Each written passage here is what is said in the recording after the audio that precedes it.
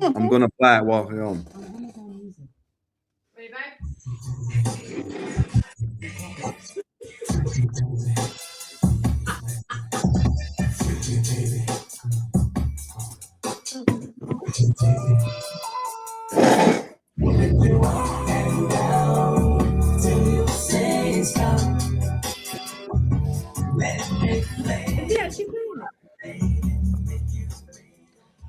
Right, hello, welcome. Yeah. It's that time of the night. It is time for your Ibb10, and by the sounds of it, we're all up for it tonight. We're all in a good mood. We're all happy. So let the introductions begin. Monty, we're going to start with you this week, mate. How are we, and how was your weekend? Pretty miserable as normal. It seems every week I'm coming on here now with something of having gone wrong. Lost on Saturday. Arsenal then lost in the afternoon. My 18's lost today. Utter misery. YM tomorrow. So, Mon, do you need to sit down for your under 18s? Because that's twice now that they've lost. to be fair, many teams have lost more than twice in a season.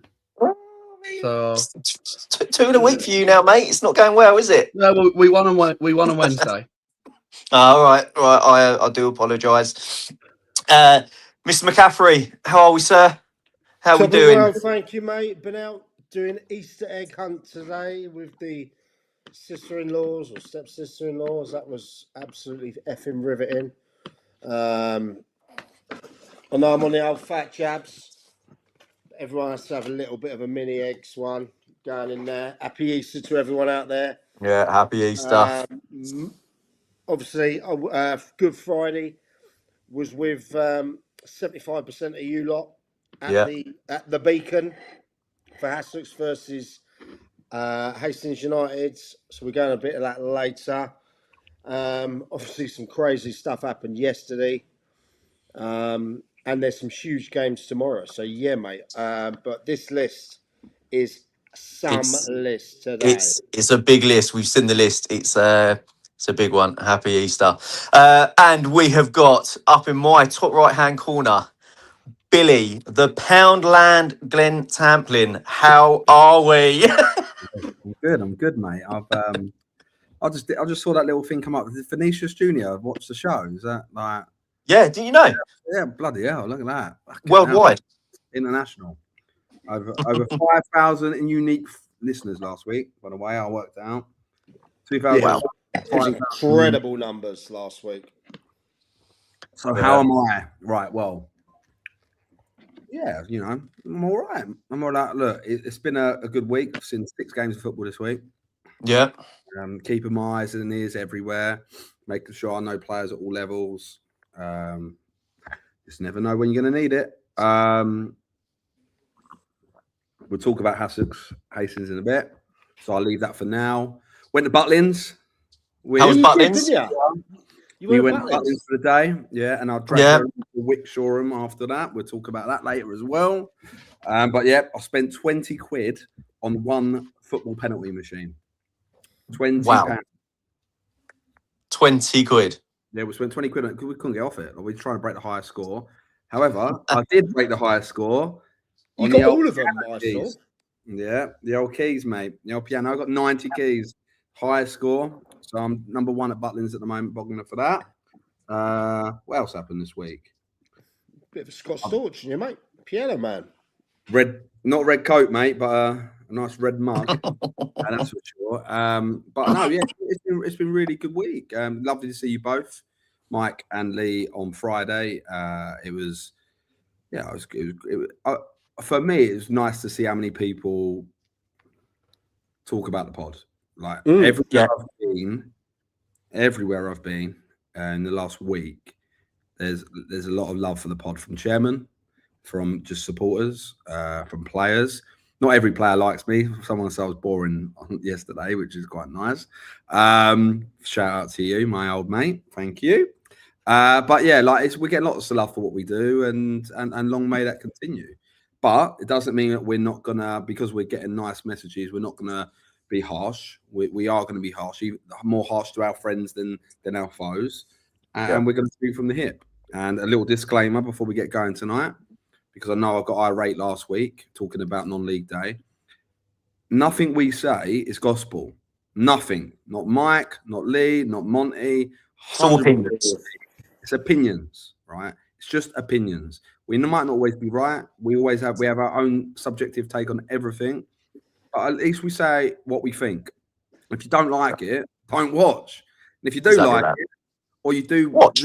Banter, or watch. And if you want to banter it, banter it. If you want to call in, call in. If you want to text in, text in. Anonymous, whatever. Just get involved. Like, get involved. This is a pod that, with all due respect, will always welcome anyone's opinion. And also, we'll take a battering ourselves. So give it to us if you need to. If you want to say that we're shit, tell us we're shit. If you want to say we're wrong, tell us we're wrong. But you know what? Do it like we do it. With honesty, integrity, and with an opinion that we can most times back up.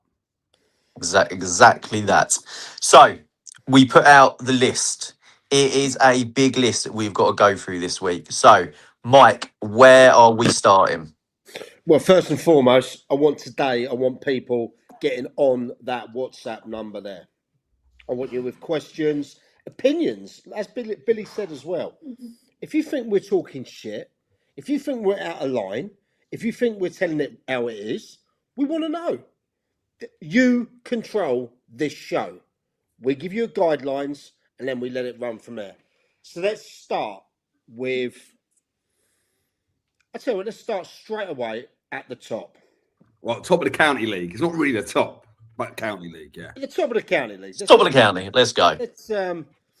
Let's go from there, because Stanning Town, ever since they had a bit of a rocky stage at the beginning of the season, they come down with a big reputation, great club, done a lot of work last season for the infrastructure, looks great up there. Everyone was saying they're going to go straight up, probably as champions come back. Then they had a bit of a dip in form, but ever since then, Stenning have been relentless. Now, they've been competing, not only with your Guernseys, your Peacehavens, your YMs, but Haywards Heath went about 15, 16 on the bounce. Yeah. Won the league, right? They won the league. I nailed my shirt to the sail. I said no one could touch them. I went and put a charity bet with that guy there, £200, and I gave him points as well. I didn't need them. It didn't. Chucked them back at you. I didn't need them. Not at the moment. So I want to talk about Stenning. I want to talk about what's potentially happened at Haywards Heath, and I want to talk about how that's going to affect the playoff race moving forward.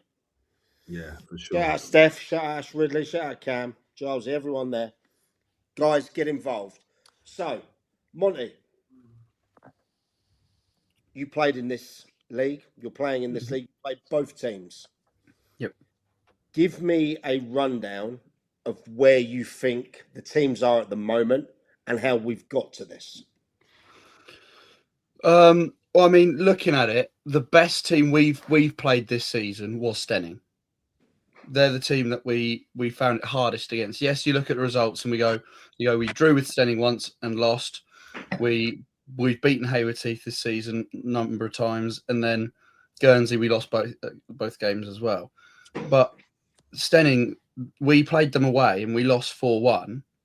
We were the better team for the first 9 minutes of the game.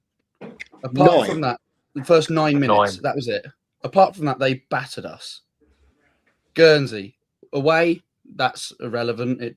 That's gone. It's always a tricky place to go. However, when we played them yesterday, we were the better team. We had the better chances. We were quite unlucky not to get the result there. And then Haywards Heath, obviously, we beat them in the league. We beat them in a cup. I personally didn't think they were when we played them in the league. They'd won 16 games in a row up to that point. And when we played them they were average, I thought, when we beat them, and that was on their big old winning run. They were bang average. So for me, the best team in the league, Stenning, and you see that only one team have beaten Stenning this season. Who was that? Guernsey. They've beaten them twice. Yeah. And actually, that game And that game that bounced off the wheel, and and the other one was about a yard onside. They got disallowed or something. Yeah. So if you look at it, they really only have lost one game this season, like fairly. So They won the last 9, lads. Exactly. Side that are like, someone said to me, like, will they lose? Like, the reason I put balls are still is for a reason. When you're in a race like that against a big hitting Hayward Heath side, because they are a big hitting Hayward Heath side, there's no denying that. They've got a lot of quality, both starting 11 and on the bench. It's a big side, right? It's a real big side, physical, very good on the ball, bunch of winners in it. It's easy to be the underdog, and that's not knocking Stenning, because again, Stenning are probably showing that they are the best team in this league. The league don't lie; it doesn't lie. They've lost twice, and to one team, but they won the last 9. That's balls of steel to go in. No, actually, it won't. No, it won't. No, not a chance. It'll not be last day. It could be done tomorrow. Could be done. Like if Stenning win tomorrow and it's 9 points, it is done. Yeah, it is done and dusted, because they are showing that they genuinely have balls of steel. They've gone 9 games on the bounce. Right. Well, there you go. Cam, probably will be done properly by that weekend.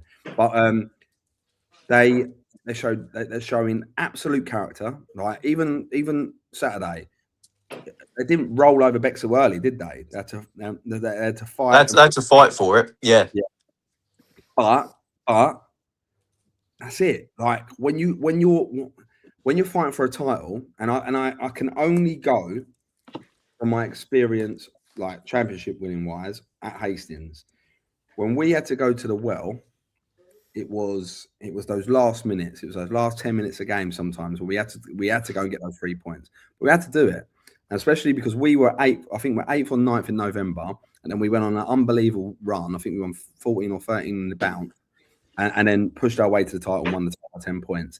Stenning have kind of not dropped that deep down in the league, but they've always been, it's Hayward Heath. It's all season. Hayward Heath. They're going to win the FA Vars. They're favourites to win the FA Vars. They're favourites to win the league. They could end up with nothing. Yeah. Nothing. And I don't know if they're in some of the smaller cups. You are against Worthing United. Still could end up with nothing, right? Who knows, right? So I look at it like this and go, Stenning have gone about their business. They probably, luckily for them, they've been able to do it quietly, like with all due respect. Hayward Heath, with that big old documentary thing that came out, which again was fucking brilliant. Yeah, brilliant. But I think it derailed him a little bit as well. What did I say on this podcast? I'm not the oracle, and also I talk a lot of bullshit, and also I'm a lot of times wrong. But what did I say, Mike? At that point, you did say that. Yeah, you did. Maybe that was shooting from the hip a bit too early. Do you know what I mean? A little bit. Sometimes it's about your moments and your times. What do you think that done for two things? Teams playing against them, yeah. Like, cause it was it felt like a redemption story, that documentary. But the story went over. The story's still not over. Steve Isherwood will get his Hayward Heath team, whether it's this season or next season. At some point, they will be back in Ishmael League football, and they deserve it. Yeah, they deserve it. That's my opinion. Right? At some point, they deserve, for the amount of work they do off the pitch, around the ground, what they've done to the area, the trials and tribulations that Steve's had with the old committee board, changing it over, replacing people, what have you, upsetting people, like 100% upsetting people. There's no denying that. But he's done what he's done, and his wife does an amazing job as well. They've done what they've done, and they've rejuvenated Hayward Heath, yeah? And I'm not saying they're the only two people. There's lots of people that are involved. But that redemption story was told, in my opinion, way too early, because they had a playoff blowout, and it felt like they were going, yeah, well, we fucked up last year. Everyone was telling me I've sacked Naz, brought Kevin, and disaster. But look at us now. Well, look at you now. Like, if this was Jason Cunning and Jamie O'Hara, we would be hammering it right now on them, yeah? Mask would be either Kev Green mask on, asking who, has anyone seen anyone at Hanbury Park? I'll be going crazy, right? But we're not. That's not us. Yeah, we're not that good. So we do what we do. But like when you look at it, you've got to ask the question of like, why has it ended up? They lost to Lancing and they've lost to Little Common. And no just disrespect to Lancing or Little Common. You've played against both sides. They're teams they should be beating. Little Common are all right, but they're not like, and this is Little Common are a side that I've got a lot of respect for, right? And a local side, I'm gonna probably go and watch them tomorrow morning before the Hastings game in the Big Bexhill Derby, by the way, Big Bexhill Derby. But they shouldn't be beating Hayward team 10 men. Shouldn't be out. So, well, let's also look at their players at the moment, right? Yeah, go on. You can't go anywhere without mentioning Stan Bridgen. 35 goals he's got. It's incredible. In 46 appearances this season. The fridge. He scored yesterday as well. Let's not ignore Dion Jarvis as well, 30 and 40. Dion Jarvis. And then you got Alex Brewster. He's popped up with 17 in 24. Harry Heath. I was about to say Harry Heath. He's got 13 in 36. There's goals everywhere in that team. There really is. Did I think that they would come up short against Hayward Heath? And of course, it's not a done deal yet. Look, It's a 10-1 on favourite, you'd probably say, because tomorrow, Hayward Heath have to go for the win. There's no doubt about it, If there's no plan for draws, there's no we'll keep it cagey for 80 minutes. They have to win. They've got to go for it, I reckon it's going to be a tasty game. I reckon. Oh yeah. I could see a sending off in that game. Could go the other way. Can see a bit of crowd trouble as well. Guarantee it. The fans are going to roll each other up. Something rotten. I hope not. I hope not. But I hope not. I hope not. Let's not predict that, because I'll tell you what, the one thing that we don't need in Sussex football is the scenes that we saw a couple of years ago when Wick got promoted from Div 1 at Seaford, right? We don't need idiotic people fighting in the crowds over a fucking football match. It's pathetic. Yeah, exactly. And we'll talk about that later as well. There's two fantastic teams there. That's the last thing. It's a great game of football, isn't it? Surely. Yeah, unbelievable. But it's going to be a red hot crowd. There's going to be, I reckon, 800-900 in there tomorrow. Easy. Yeah, Easy. I do. Bank holiday Monday, 11 o'clock kickoff. Reckon? I mean, look, it's had a bit of the sting taken out of it with what happened yesterday. Because let's be honest, no one thought they would lose to Lancing. No one. Shout out to Dale Hurley. Shout out to all the lads that played for Lancing there. Shout out to Archie McGonigal, by the way, who scored the rocket in that game. Yes, yeah, he did. Yeah, shout out Archie.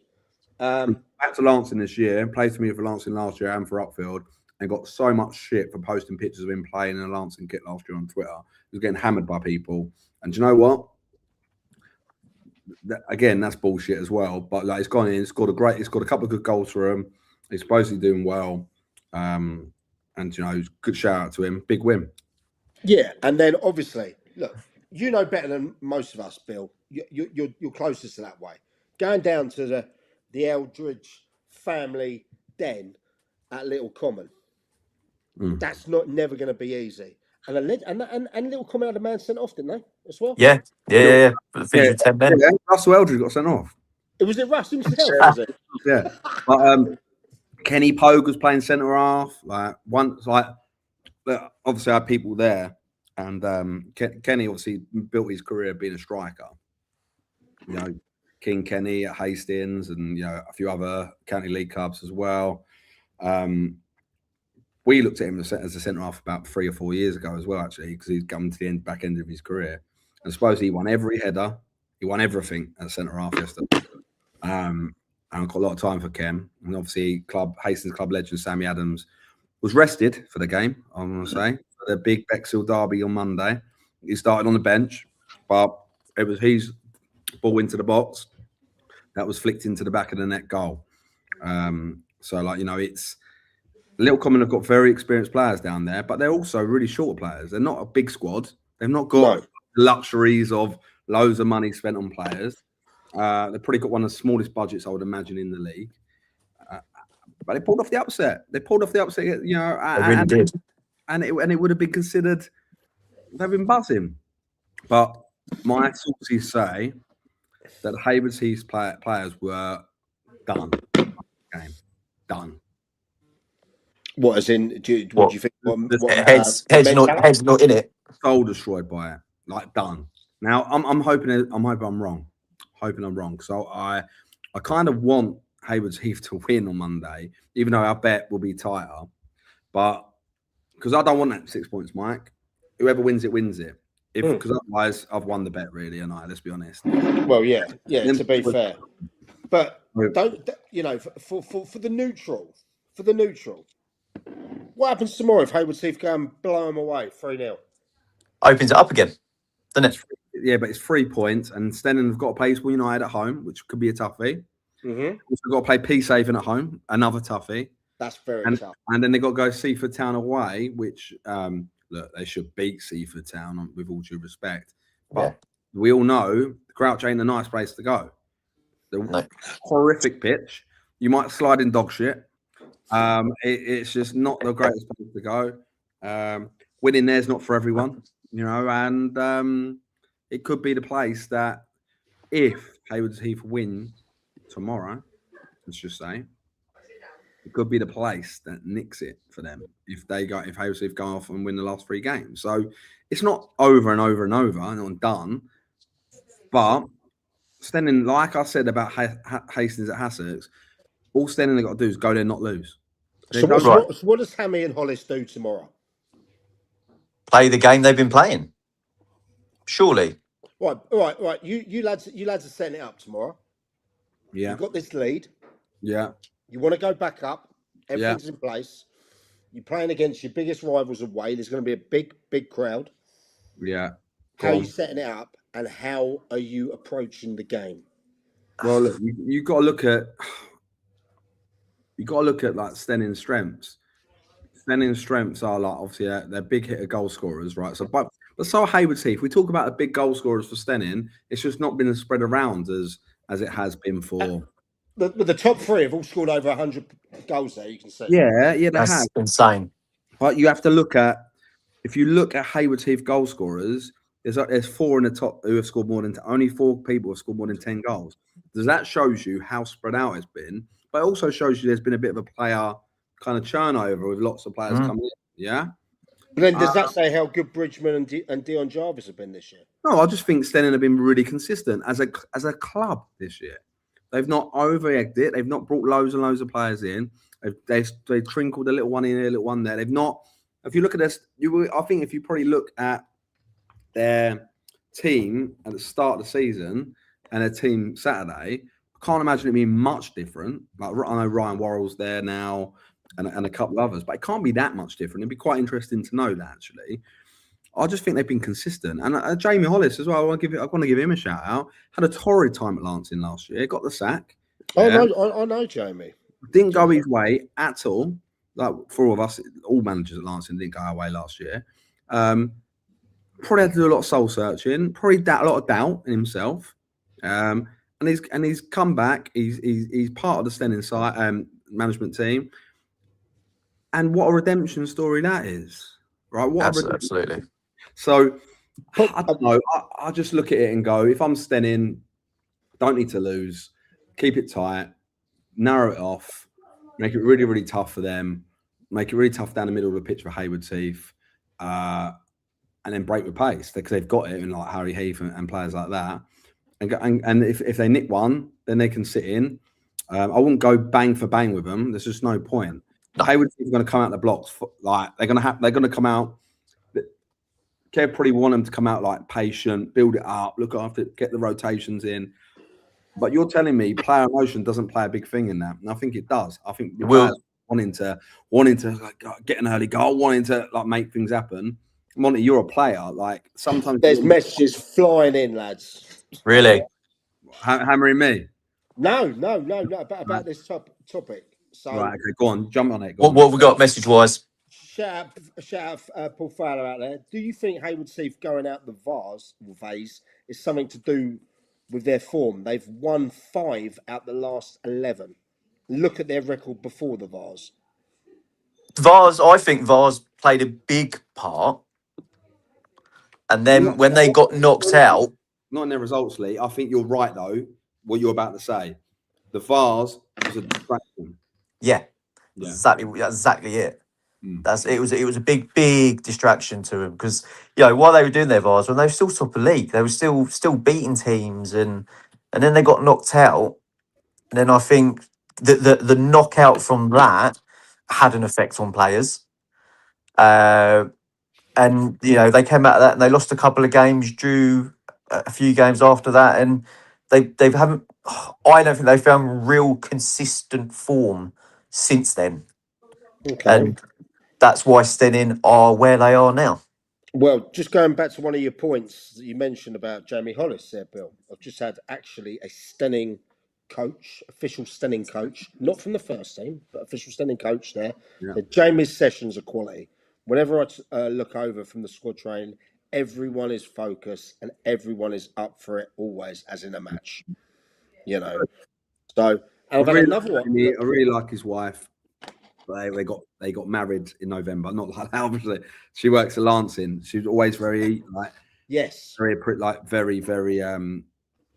the girls at Lancing behind the bar were always lovely to me. And it could easily not be, but based on the fact that our husband got sacked from Lancing, it's easy to not like the next Lancing, the manager, right? So really happy for them. I believe they got married in November, or sometime around then. That's the first time I saw it was at the 23s final for a long time. So congratulations to them, and big game Monday for them. But what else, Mike? What else is people saying? Well, people saying as well, look at Hayward Heath's lineup over the last 3 games. They haven't set out their main squad. Is something wrong? Is there injuries? Is something up there at the moment? Someone have a look at that, please. What do people mean by their main squad? What is their main squad What, for a start? Players coming in and going out, like. So another comment coming. When you're flying and riding a crest, it's easy to get the lads up for games. It's a real test of character when you suffer that first loss or couple of adverse results. Depending on player mentality, it can have a big knock-on effect. Fair point. Very point. Cheers for that, Chops. Whoever Chops is. Yeah, and I look at the players that they brought in. Like Callum Barlow got in and out. Bruno Tavares. I'm gonna be honest. I was not a fan of his when he was at Hastings. Didn't think he fit. I don't think he's a team player. He won in the squad at the weekend. You tell me why that is. He might have just have an injury, but he weren't in the squad. I believe he was at Lancing. He came off the bench after 31 minutes for Tom Chalet. So what's going on there? But yeah, like you say, Cam Lawson started against Lancing, was on the bench. Lloyd Francis has been on the bench the last few games. Yeah, cheers for that, Nigel. I was about to ask about Barnsley because I saw him at the semi-final game. Where you were playing in, Monty. The Roffey game. He played. He started on the weekend. He started the weekend. Yeah, he started the weekend. He's a hell of a player. I rate Barnsley. He's a hell of a player. Yeah. He started the weekend, and I don't know anything else. But like, I look at it and I go, I just think, and I might be wrong. From people from Stenning can jump in on it and tell us if we're wrong or whatever. I think they've probably been a bit more consistent and they haven't kind of gone checkbook. Bring that player in. Bring that player in. Cam Lawson's not enjoying it. He's experienced it. Bring Cam Lawson in. Don't need him, but bring him in. We'll bring Bruno Tavares in. We'll bring Callum Barlow in. We've got Mark Golson, but we'll bring Callum Barlow in. Do you know what I mean? It's like, it's probably a bit unsettling. Like, and the manager will say, well, injuries, competition for places. But I don't think massive squads normally win things. Like you don't, if you have like a squad of 24, 25 lads or whatever it is, you're upsetting people all the time. How many people have been left out the Hayward Heath squad and think, fuck am I doing here? It's step 5 football. I'm on £400 a week or whatever, but I'm not in the squad, so I'm not getting paid. Why am I here? Didn't Hayward Heath at one point have 4 or 5 strikers on their books at once? And I think you've got to have options. You have, but also you've got to remember is you've got those options. But if you've got too many players that are just sitting there going, "Well, am I going to get a game or am I not?" It's gonna disrupt. What do strikers need? 2 things, right? Confidence and goals, ego. Yeah. So if you're not playing, what do strikers? What do players, especially at this level? What do players do at this level normally? Sulk, right? And then they normally leave. Yeah. Callum Barlow left and went to a team league above because he weren't playing at Hayward Heath. So I don't know. I just think I look at it and I go, no disrespect to Kev, no disrespect to Hayward Heath, because I would like them to get in the Ishman League. I really, really would, and I think they will. And I think they probably, even if they blow the league, they're still got to be. Even if people go, well, you know, their arts are going to be out of it, they're gonna struggle in the playoffs. I still probably would back them. If someone asked me to put money on the top 4, and Charles, you'll message in a minute, have a go at me for saying it, but I probably would back Hayward Heath, right? Because they, pound for pound, in a one-off game, they've got the best players. Yeah, I see it. I mean, that's interesting as well, isn't it? Because if they do drop into the playoffs, which at the moment, you know, it's looking odds on, our team's going to look at that and think, smell a bit of blood. I tell you who will, Mike. Peacehaven are dropping points, and Eastbourne United, my tip back in October to make the playoffs, or wherever it was, are 5 points adrift from the playoffs now. Now, look, it's going to be tough for them to get in there. It is 5 points, I believe, isn't it? Yeah. And we have had, by the way, gents, we have had first team standing coaches listening to this as well that have, just said crack on. It's good. Another game. So with regards to shout out low. Yeah, I want to talk about it because someone mentioned that to me today, and I agree, but I also think when Hayward Heath have dropped off, it's been when they've dropped out the top 2 because then they play more games than them. So just going back to the playoff point, if Eastbourne United sneak in, on a wave of momentum, and as nasty as we know an Anthony Story team will be, as gritty as we know an Anthony Story team will be, I'll rate him as a coach, mate. Yeah, I do too. Yeah, I think. Look, he also has his own academy All Stars in Eastbourne. Oh, does it? Yeah, and they produce some fantastic players. He does a great job with that. I think that may, and I'm speaking off the cuff here, probably affects him sometimes getting jobs in the Ishman League because of the fact he has his academy. Interest, right? Maybe a conflict. So if they nick in, which I kind of think they might, then it would tee up second versus 5th, which would be Hayward Heath, Eastbourne United. What happened last year? Eastbourne United beat Hayward Heath in the semi-final. I'm not saying that's a definite. Peacehaven have got. Look, if you look at a probability stat, Peacehaven are probably like 90% likely to make the playoffs, and Eastbourne United are probably 4 or 5% because of the gap. So on that basis, if you look at it on that basis, I think the likelihood is Eastbourne United won't make it. But if they do and they play Hayward Heath, by God, that is some game for Kev Green to get his boys up for. Because I'm telling you, Eastbourne United will be up for that. All right, then. Before we move on, then, boys. And also, someone's just mentioned, what about Guernsey taking second? Don't think it will. No, I think they'd be where it is. No, it's only it's a game in hand as well. Game in hand. Maybe could be down to 2 points. I think what you see that playoff places there are now, I think will be at the end of the season. Only because he don't want Guernsey in the semi-final. He wouldn't mind going out there, though. Right, let's put your colours, put your money on the table, lads. What is the result tomorrow at the big clash at Haywards Heath? Stenning. I'll go first. Go on. Because I've had to. I back those boys. Yeah. I ain't like a rat that runs out of a sewer. It ain't over. Yeah. Lot of love for Stenning. Wonderful side. But I laid my cards down early. I'm going 2-1 Haywards Heath. Because they have to.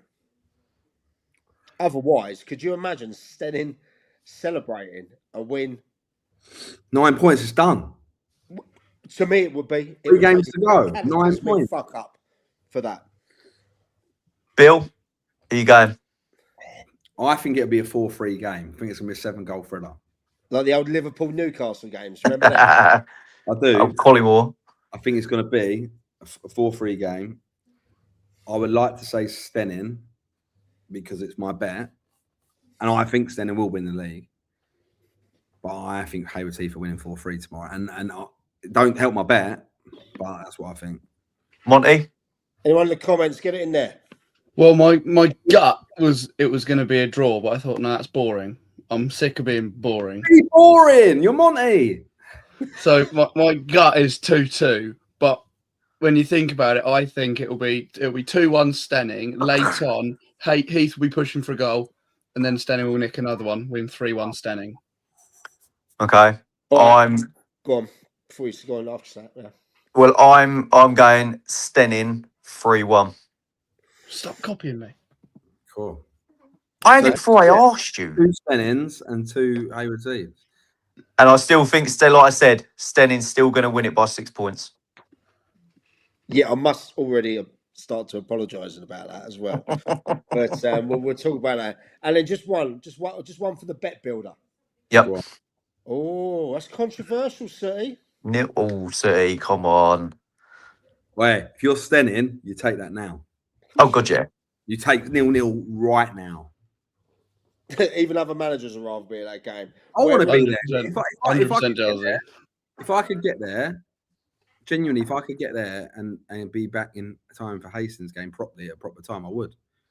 I'd look at a couple other games tomorrow morning. You know, there's a couple other interesting games, but I'm going to have to go back to Derby. Big game. Well, of course you got it. But just one little thing for the bet builder. Go on. Is anyone sticking in a red card in that bet builder for tomorrow? Oh, 100%. I am. 100% there's going to be a card. Who's the ref tomorrow, by the way? Greg Walker, I believe. Anyone know him? No. Greg Walker. Oh, yeah, I do know. Oh, yeah, I know Greg. Is he? Hold on. Is he experienced? Yeah, I know Greg. He's he does the Ishman League line a lot. Hold on, let me just double check it's the right person before I absolutely slate him. Oh, that's a controversial one. I think I like Greg. Red card. I like Greg. I think I like Greg. I'll tell you what's great though, right? It's great. Let's just forget about that. What's great is we can talk about a game. He's the same referee who did the reverse fixture. Oh, okay. Okay. But I'll tell you, what I think is that we're talking about a game in the SCFL Prem with exposure, like it's a game that everyone wants to go and watch, like it's a game that we want to watch on telly. Do you know what I mean? Yeah, exactly. How good is that for the league? How good is that? And that is respect to the two teams involved and the coaches and the players, the committee, the supporters, the whole lot. They build it up to this big game. Obviously, a bit of the shine's been taken off it because of the last couple of results, you know. But whatever happens, that is going to be an electric, hot crowd tomorrow. Literally, just before we move on, I think it's absolutely stupid that there's a blackout at 3 o'clock because a game like that could be streamed on YouTube or something would do numbers tomorrow. It would, but I know you that's can't, 11 but o'clock kickoff. 11 o'clock. 11 o'clock. So yeah, So Good. No, it is they 11. can stream it. They can. Yeah. Loads of things have been done on your instant replay, but they won't because they want people through the gate paying money. Of course. Right. So good luck to both teams Yeah. tomorrow. Gutted I'm not going to be there, but I've got somewhere else to go, but I'm going to that later. Same. May the best Somewhere team else. win, and we'll be here to review it. But yeah. Whew. No, that was one of the longest intros we've done for something on the list. You got to I go to bed. know. And It's a already there is 40-minute one. loads of people bouncing in here, so I love that. But now we're going to get something that might actually start breaking Billy Wood's heart. Oh, yeah. Right. On Good Friday, there was a few games around. We were in the Ibb10 there. First, we were invited down for the first game this season at the Hassocks Hotel, the Beacon Stadium. Shout out to Pat for putting us up. Home to Hassocks FC. Obviously, come up last year, their most successful season in 122 years. Won the Prem, 23s won their league, 18s won their league. Incredible, you know. Yeah. Had a fantastic day there. Wonderful bar, great atmosphere. Only difference was we met up. We were playing against our co-hosts' favourite team, Mr. Hastings himself, Billy Wood. First and foremost, your fans love it, mate. They're good Incredible. people. Good people. I love to see the interaction you had with some of the youngsters, and then let's also say maybe one of the extra lads that comes along. Yeah, is it Joe? Yeah, little Joe. 100%. Yeah. So Yeah, first and foremost, I love the support. we'll go around the other way. Monty, I want to get your take on the two teams. I know you weren't there yesterday. I want to get to you last, Bill. Yeah, it's fine. Do you got Okay. So Monty, Hassocks, The Great Escape, is it on? And by the way, I was up in the gantry with Hastings Radio, and my old mate, who's in the chat now, Stefanos, who actually knows his football. He knows what he's talking about. However, me and him did disagree. Fucking boring though, isn't he? He's boring. Oh, I know. leave So bloody boring. Monty, Right. talk to us. I would absolutely love for the Great Escape to happen. Hassocks are a club that I've played at. I've played at a number of times, and I had the joy of getting a great result there last year. But the feel around the ground is something different. It's like they work hard for each other. They're a team. They are what is called a team. They fight for each other. They work hard for each other. They fight for the badge. They fight for each other. They fight for the management team, and they're like one big family. And I absolutely love that in a club. And so for me, I want them to stay up. Yes, Because they worked so hard last year to get the results they did last year, to get themselves into that league. I think they deserve, and the results they've had this season, beating Hastings, beating other teams, I can't remember results off the top of my head, but they've had some great results this season. For me, I'd love them to stay up. Obviously, Hastings, I've never actually seen Hastings first team play. I listened along to Mike on the radio on Friday. I was tuning in. And I've seen a couple of clips. I've watched Lee's video on it. So yeah, I mean, I can only really go off of the feedback that Mike gave afterwards, and yeah, so I hope Hassocks stay up. I'd love them to, but it's just I'm not too sure if they actually will be able to. Right, I'll jump in before you do, Lee, and I'll say my bit because obviously I've got to see it from the gantry, and that first and foremost, Hastings had a glorious opportunity. Jordan Mace, I believe, 2-3 minutes in, went through on the keeper. Keeper's done brilliantly, saved it. I believe as well, Hastings should have had a stonewall penalty in the second half. Yeah, I think that. But and also they lost, I believe, Vickers and Pigeon first half. Was that right? I Yeah. think. Yeah, Brad Barry and Tom Vickers both come off injured. that's Sam, it. yeah, it was Two, Brad. two really experienced players in there. So obviously the moons weren't aligning for Hastings, but take nothing away from Hassocks. They grew into the game. They were winning more, I thought, in the middle, more 50-50s. Been a bit more physical, put it on them more. But at the end of the day, they took their chances, and the boy Lewis Finney at the end, what was it, the 93rd minute? They got Yeah. a penalty. You know, the coolness of the kid, the being able to put that away in what was probably the most important penalty he's took in years. You know, that gave him a fighting chance. There was loads of people there as well. There must have been what 650 there, I reckon. Easy. Yeah. I felt a little. Yeah, I do feel that if you're Dave Ortendorf, you probably feel aggrieved after that game. Up for most of the game, I thought Michael Ryan actually had a good game. I did. The ref, I think he got the penalty, the missed penalty wrong, certainly. But bar that, I thought he had a decent enough game. So you can't really complain that. But I didn't. you didn't. But we'll get you in a set. We'll get you in a set. But I think the way those James and Lewis, the Westlake boys there, set up, got the job done. That went to plan. You know, that really did go to plan. Hastings could have killed the game in the first 20 minutes. They didn't take the chance. They really didn't take the chance. And you got some really good players in there. I felt like Jordan Mace was doing a lot more than he should have as well. He was trying to make things happen. You know. He's a class player. I just don't think he had enough around him at times, you know. But look, I really enjoyed my time there. It's a fantastic club. Shout out to Pat and the lads there. Really, really good. But Essex did a job. They got that those 3 points. Can they get out of it? They got 3 bridges this week, haven't they? Is it tomorrow? Yeah, I'm going to be there. Yeah, I'll be there tomorrow.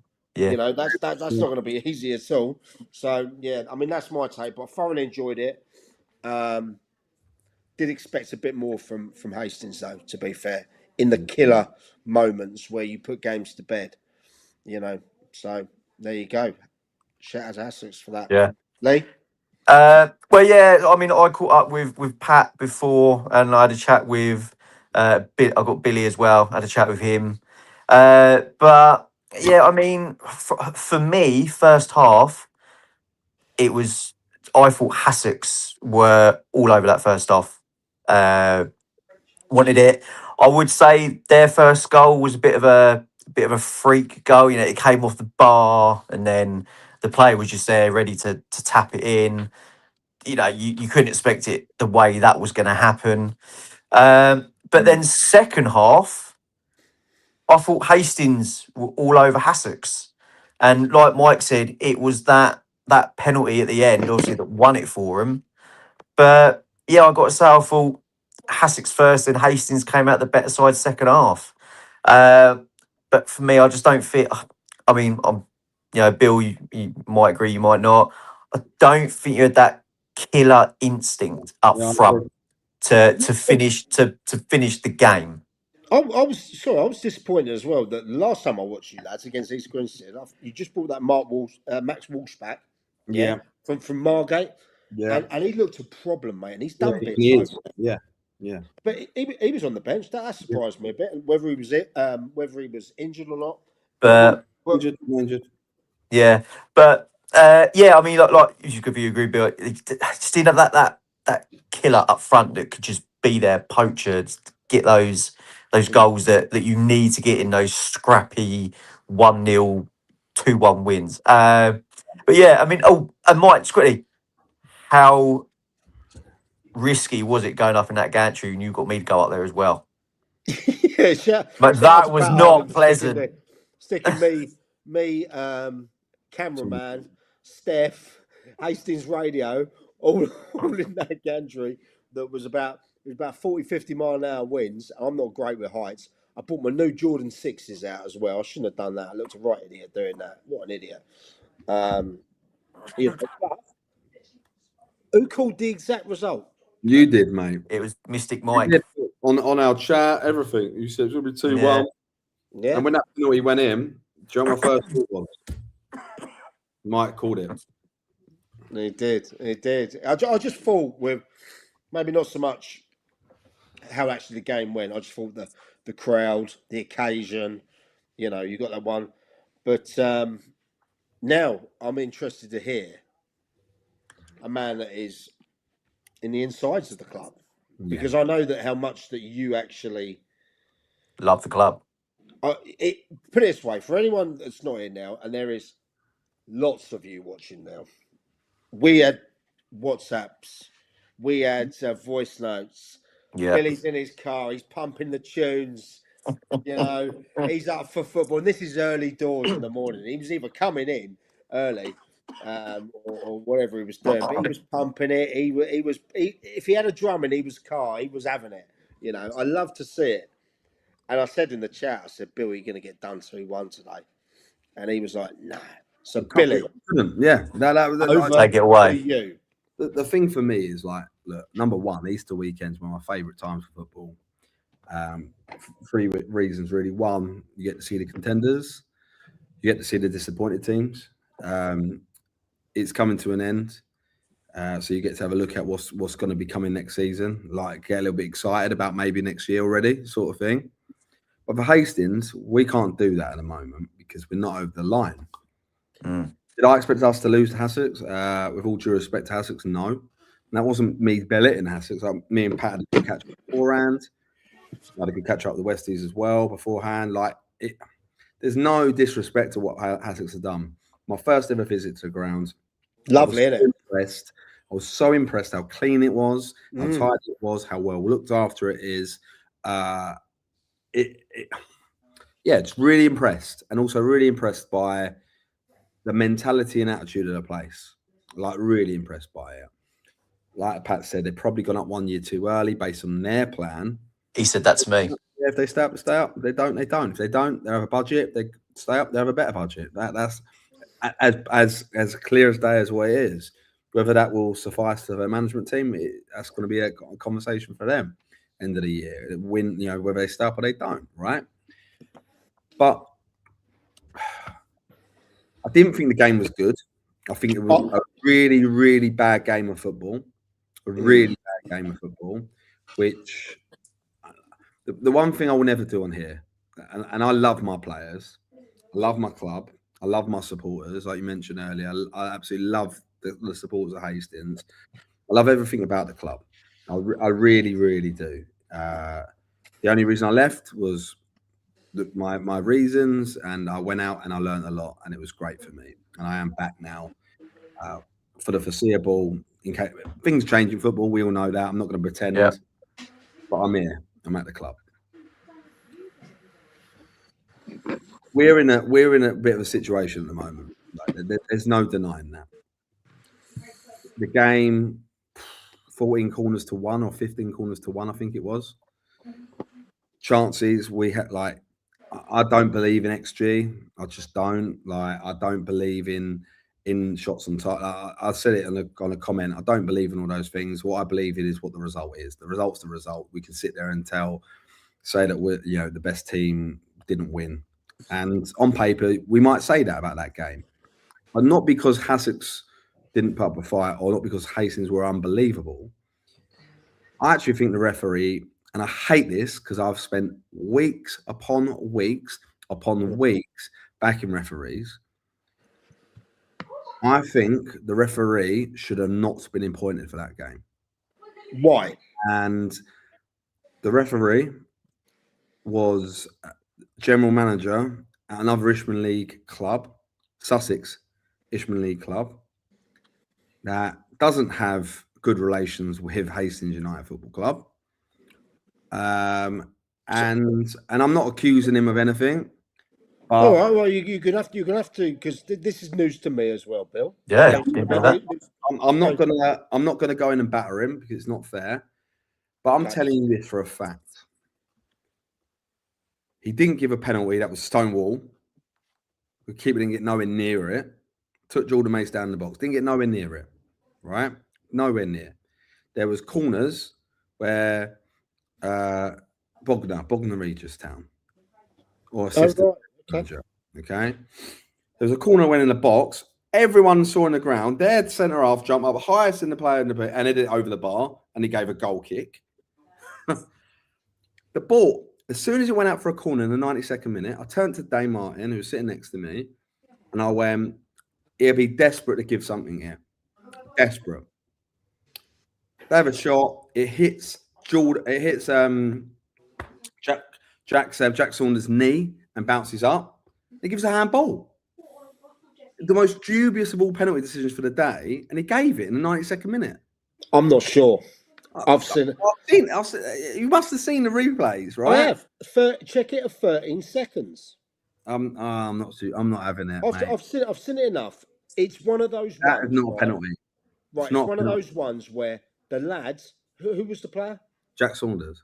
Jack Saunders. There's nothing he could do about it. But his hand is so close and tucked in. It's bounced up, but it has hit there. It was going towards the goal in there.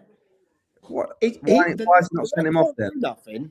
I think if you're saying that's not a penalty, I don't think it's a pen. I think you don't think that's a pen. I think it's the most dubious penalty decision for the day. He could have gave. So if he gives that penalty after 12 minutes instead of the 92nd minute, do you still think that might be a pen? No, might not be a pen. Not at all. I don't think it's a penalty. I think you're wrong. I didn't think it was a penalty. We can disagree. It's fine, but I'm telling you, I don't think it's a pen. Right? But I didn't think it was a pen. You didn't think it's a pen either. No, when I saw it on Lee's video, and I've just watched back the highlights off of your instant replay. I still don't think it's a penalty, because if we're at the end of the day, where do you want his arm to be? It can't be anywhere. It's there. It's tucked in. Do you want him to cut his arm off or something? Like his arm's got to be somewhere. What I'm trying to say is the lads. There's nothing he can do with it. Yeah, right. Yeah. There's nothing. Let's take him out of the blame. But it has come up. It has hit his arm, his hand, and he is half a meter from the goal line. I'm not having it. I'm not having it. If you're okay, if that's going. No, I'm not. If that happened to Hassocks on Friday, I would be fucking mortified for them, because at the moment where they're at, that is nasty. That would have killed them for the rest of the season, right? But I'm telling you this, Mike. Regardless of all that, I'm telling you this. I do not think that's why we lost. And I'm going to be honest. We didn't lose because they got a penalty in the last minute of the game of football. We didn't need to lose. I said this to Lee before the game. We did not need to lose, right? It was a draw or a win. And this is the beauty of football. Opinion. Yeah. Something it is a pen, something is brilliant. Now, I heard from someone yesterday that the camera girl that was there taking photos and film, the ref looked at her footage. Right. After. Surely, I don't know, but surely they can't do that. Why can't they do that? Why can't they do that? If it's done, they can, yeah. But look, I want to go back to my point, because I'm not putting this on the referee. I don't think it was a pen. I don't think it was the right appointment for the game. But at the end of the day, we still had fucking many opportunities to put the game to bed. Yeah. Not his fault, and it's not the penalty's fault. But I just want to make it clear, I didn't think it was the right appointment, and I also don't think that's a penalty. So going to my point, we didn't need to lose. But I saw it in a game on Saturday as well, and I saw it on Friday. It's a bit of a common theme at the moment. I'm trying to work out why this is a common theme. Game management, I didn't think our game management was very good. Do you think you should have sent out a draw? 100% we should have. We scored, so we're battering them. We get the point. We get the draw. Yeah, 1-1. We get 1-1. They don't look like, in my opinion, they don't look like they're going to score. Hassocks, when it was all on it. The whole second half was played in their half, weren't it? It was literally we were counting their half. playing. They do not look like they're going to score. I'm not saying what we should have retreated off, but Finn Chapman, Chapo won a couple of clever fouls, try and slow the game down. But I just don't. I'm not going to call out any individuals, but there's players rushing to get a ball when it goes out, rushing to get a ball for a throw in. Subs happening. Is that some naivety? Sub being in the bloody in the. There was a sub. A sub was made in the 89th minute, and the subs ran into the dugout before the subs on the pitch. Like, see the game out, boys. A point is a win because the gap's still 7 points. It's done. Yeah, that was it. If we go to Hassocks and we don't lose, it's done for me. Hassocks aren't picking up 8 points, and we're not going to lose 4 games on the bounce. So it's done. In my opinion, that was it.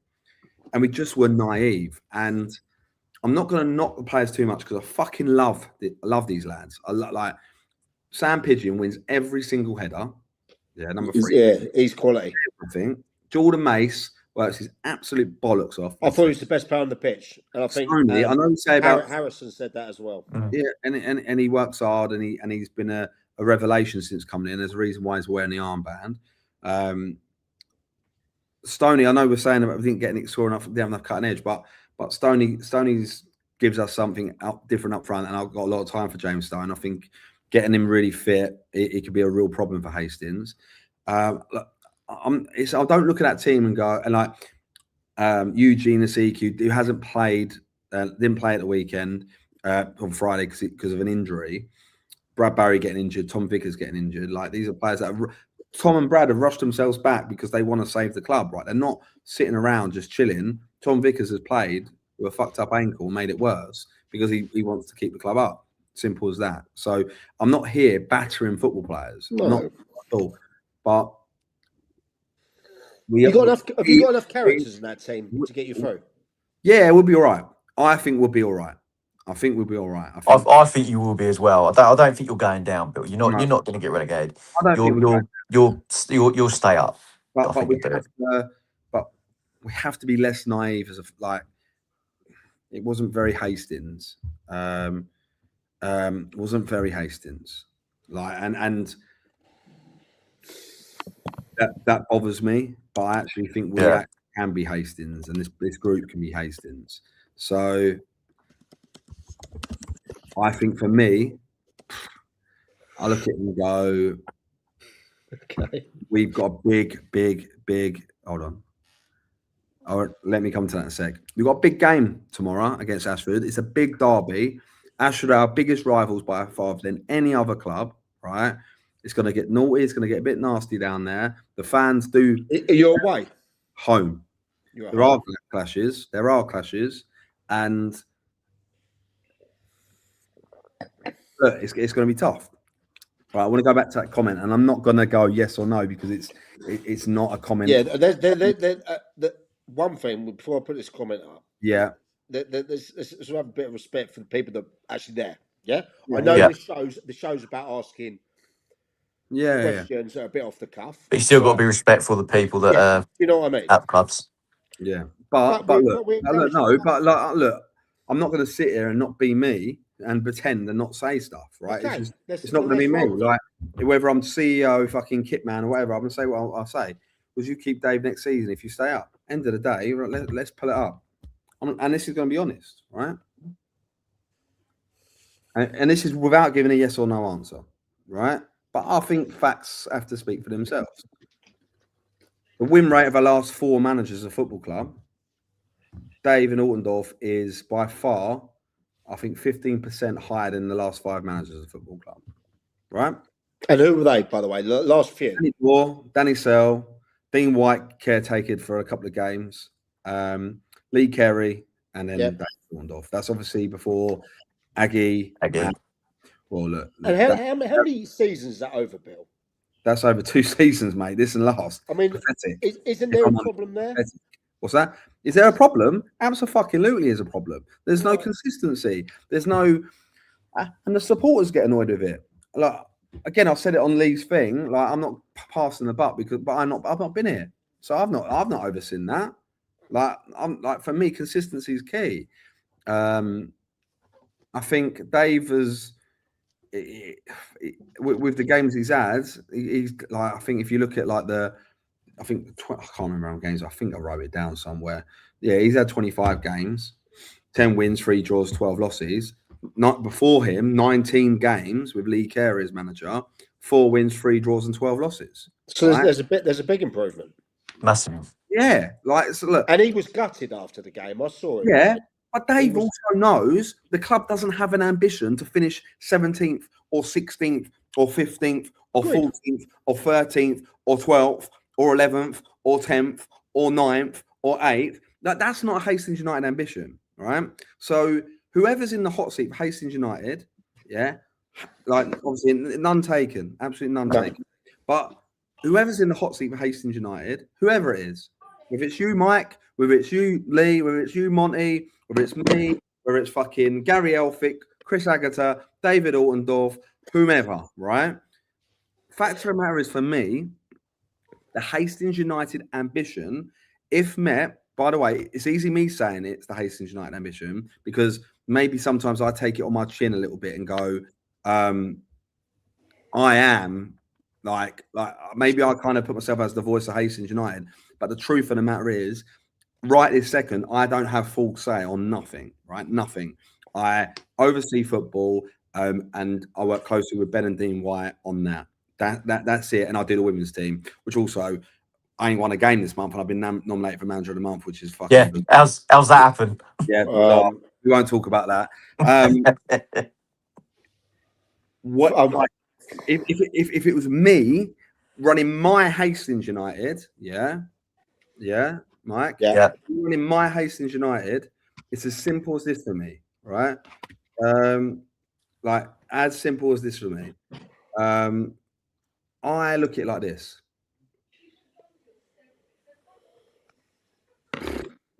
Hastings United, I go, this is what I want to do. This is how I want to do it. And I want to go and win the league, right? Whatever that means, me going to win the league. These comments are unhelpful, but we're not hiding anything. We're not hiding, like, I don't want to say that hiding anything on this show. Oh, by the way, James Westlake said it was a pen. Yeah, I bet he did. He just shout out the Westies. Put it this way. I want Hastings United to win the league next year.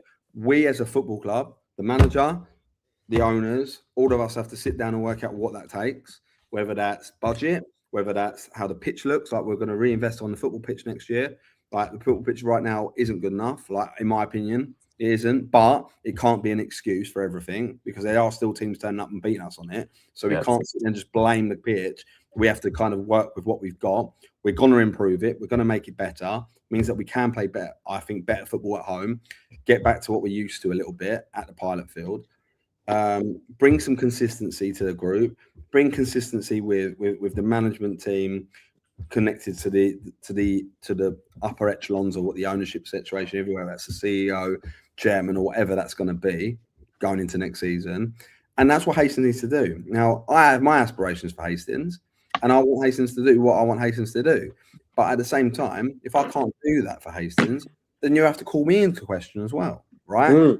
I have to be called into question whether whether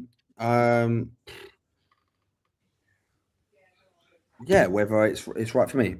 By the way, Mike, that thing you just sent me is actually no, it's fine. It's bollocks. It's not true, so it's bollocks. He's a friend of mine, but it's bollocks. And that's the problem about non-league football. If I've had meetings with anyone, I can't have meetings, so it's bollocks. So I don't. We don't. You can tell them it's bollocks. But I want to know, like, this podcast is meant for this. It's meant to be on the off the cuff. There are rumors. Other managers, like I've heard it. Someone told me. Someone went to the little common game and said, "Oh yeah, I know the new manager of Hastings is," and it's someone local, right? And there's someone else, like it's fucking shit. Like right now, all that we're focused on right now is not getting relegated. Yeah. Then it's about working out what our values are on and off the pitch as a club. Have we been good enough off the pitch to support the manager on the pitch? Do you know what I mean? You can't blame managers all the fucking time. You can't blame players all the fucking time. You have to look at yourself sometimes and have a bit of ownership. Hastings United Football Club, now, because I am there, we have to take ownership that the fact that the football club Yeah. What's the full package? Well, me. Hastings United Football Club has to take ownership of Hastings United Football Club situation. Hastings United Football Club had Danny Bloor as a manager, credible National League manager, National League South manager, didn't work. They then had Danny Sell, who was an A licensed coach, who's now the loans manager at Ipswich Town, came from Ebbsfleet United and all the other things. Yeah, it was a credible appointment. It didn't go right. Yeah, didn't go right. This year, they appointed Lee Carey in the summer. Wasn't the right appointment. It is what it is. Doesn't mean Lee's not a good guy. Doesn't mean Lee won't be a great manager in the future. Doesn't mean Lee isn't an intelligent, respectful, and actually a fucking lovely bloke. Yeah, but it weren't right, especially after relegation. They needed someone who knew the league, who could understand the league and understand the players, and galvanise it to a point, or appoint staff around them who actually made sense. So, we as a football club have to own it. I'm sick and tired whether management changes happen. And don't get me wrong, Hastings United, David Altendorf will not be the Hastings United manager for the next 10 years. He won't. Right? Well, you've had 5 in two seasons. Yeah, but before that, the year before that, they had 2 as well, Chris Aguilar and Paul Barnes, right? Neither appointed by me because that was the year I was at Eastbourne Borough. The year before that, we had Gary Elphick for 2 seasons. And then the year before that, we had Chris Aguilar for 4 years. Right. So Hastings has become known for sacking managers. It's fucking that used to be the club's reputation 15 years ago in the Dave Waters era. You know, when Dom De Paula came in for 9 games, or whatever it was. And then, you know, Terry White took the club, and then Dean has to have another stint, and then another manager comes in, and then Nigel Kane comes in, and then Jason, like the changes were all the time. That can't be the club, right? But whatever the club does going into next season, it's got to have clear objectives of what we are. We've got to be open about it to the supporters. We've got to be open about it locally. We've got to have the ambition to want to go and challenge if we can, because again, I don't hold the purse strings. I don't actually control everything. This ain't my CEO days. My CEO days, I can sit here and tell you exactly how much money we got in the bank, what we're going to do next year, you know, everything about the ground situation. I can tell you everything. I can't give those answers at the moment, and it hurts me because I want to give those answers. But what I believe Hastings United needs to do next year is win the fucking Ishman South East. That's it. We're the biggest club in the league. Yeah, but you are in that. I don't give a fuck about your Favershams. I don't care if Stenning come up. I don't care if Whitstable come up. I don't care about who's going to come down from the Prem. I don't care about Ashford. I don't care about any of them, right? Hastings United is the biggest club in that league, right? Is the biggest club in that league by far, right? So for me, we have to own that and believe in that, because I'll tell you what, yeah, we do. Of course we do. We can't afford that player though, but of course we do. All right. So I get annoyed because I look at it and I go, do you know how annoyed I get when people tell me how to shit? I'm really annoyed about it. I get annoyed because we're restricted on facilities. Like, people understand, we have got not one 3G pitch in Hastings as a town.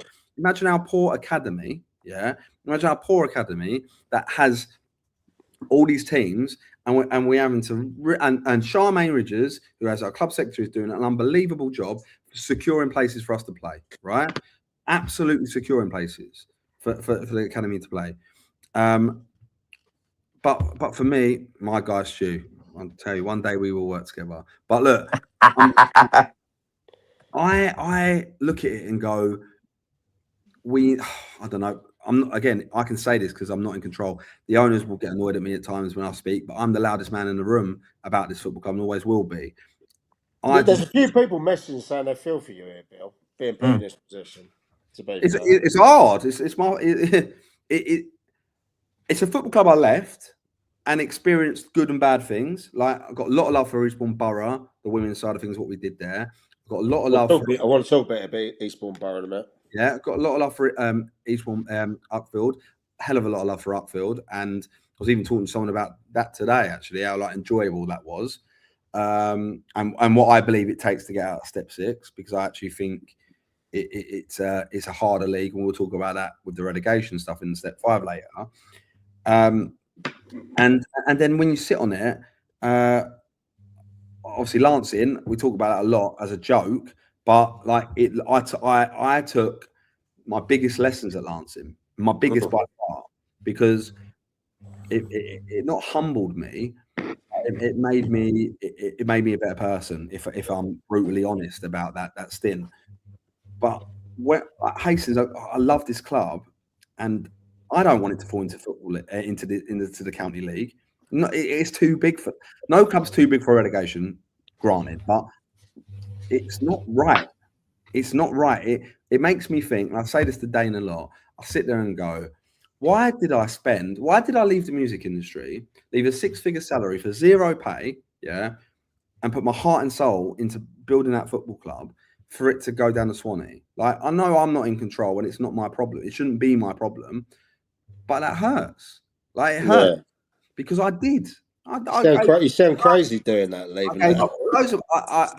I continued to live my champagne lifestyle on a lemonade budget. I tried to get Hastings. Just because you blew it all at outfield. Yeah. Right. By the time I got there, a lot of love, and for people out there, and we're getting messages non-stop. You know, people have got both of these. They keep getting messages non-stop here. So look, if I can't keep up, we will always ask the questions, right, that people ask in. There's a couple of questions that we can't always address, and when we can't always address them, it's because, you know, there's people in positions in there that. By the way, Hastings on paper. No, Mike, quickly. Hastings on paper. We're in the bottom 5, or bottom 6 of the league. Managers are circling. Do you know how many managers were at a Hastings game? Well, a lot. I want to talk about not the one that people are speculating. How many managers were there? Yeah. I want to get my attention. Well, I want to talk about one that's just left a certain Ibb10 Show. Just quick before we go on to the next topic, because I know we've got to get a list through. Now, just quickly, there was a vicious tweet put out on the Ibb10 Show page that if I was to get the sack from the Ibb10, I just want to say I'm going nowhere. I am not going. Put the polls up. Talk. Right, whilst everyone just calms, we take a little step back, okay? I need to have a cup of tea. Because next thing we're going to talk about is Burgess Hill. Yeah. Okay? But whilst we're there, and we just check. Monty, you still there, mate? Monty's there. Sorry, lads. I've absolutely dominated that. No. Well, look, you're passionate. You're passionate, yeah? Right? We put out a poll. Just a bit of laugh, okay, on the thing.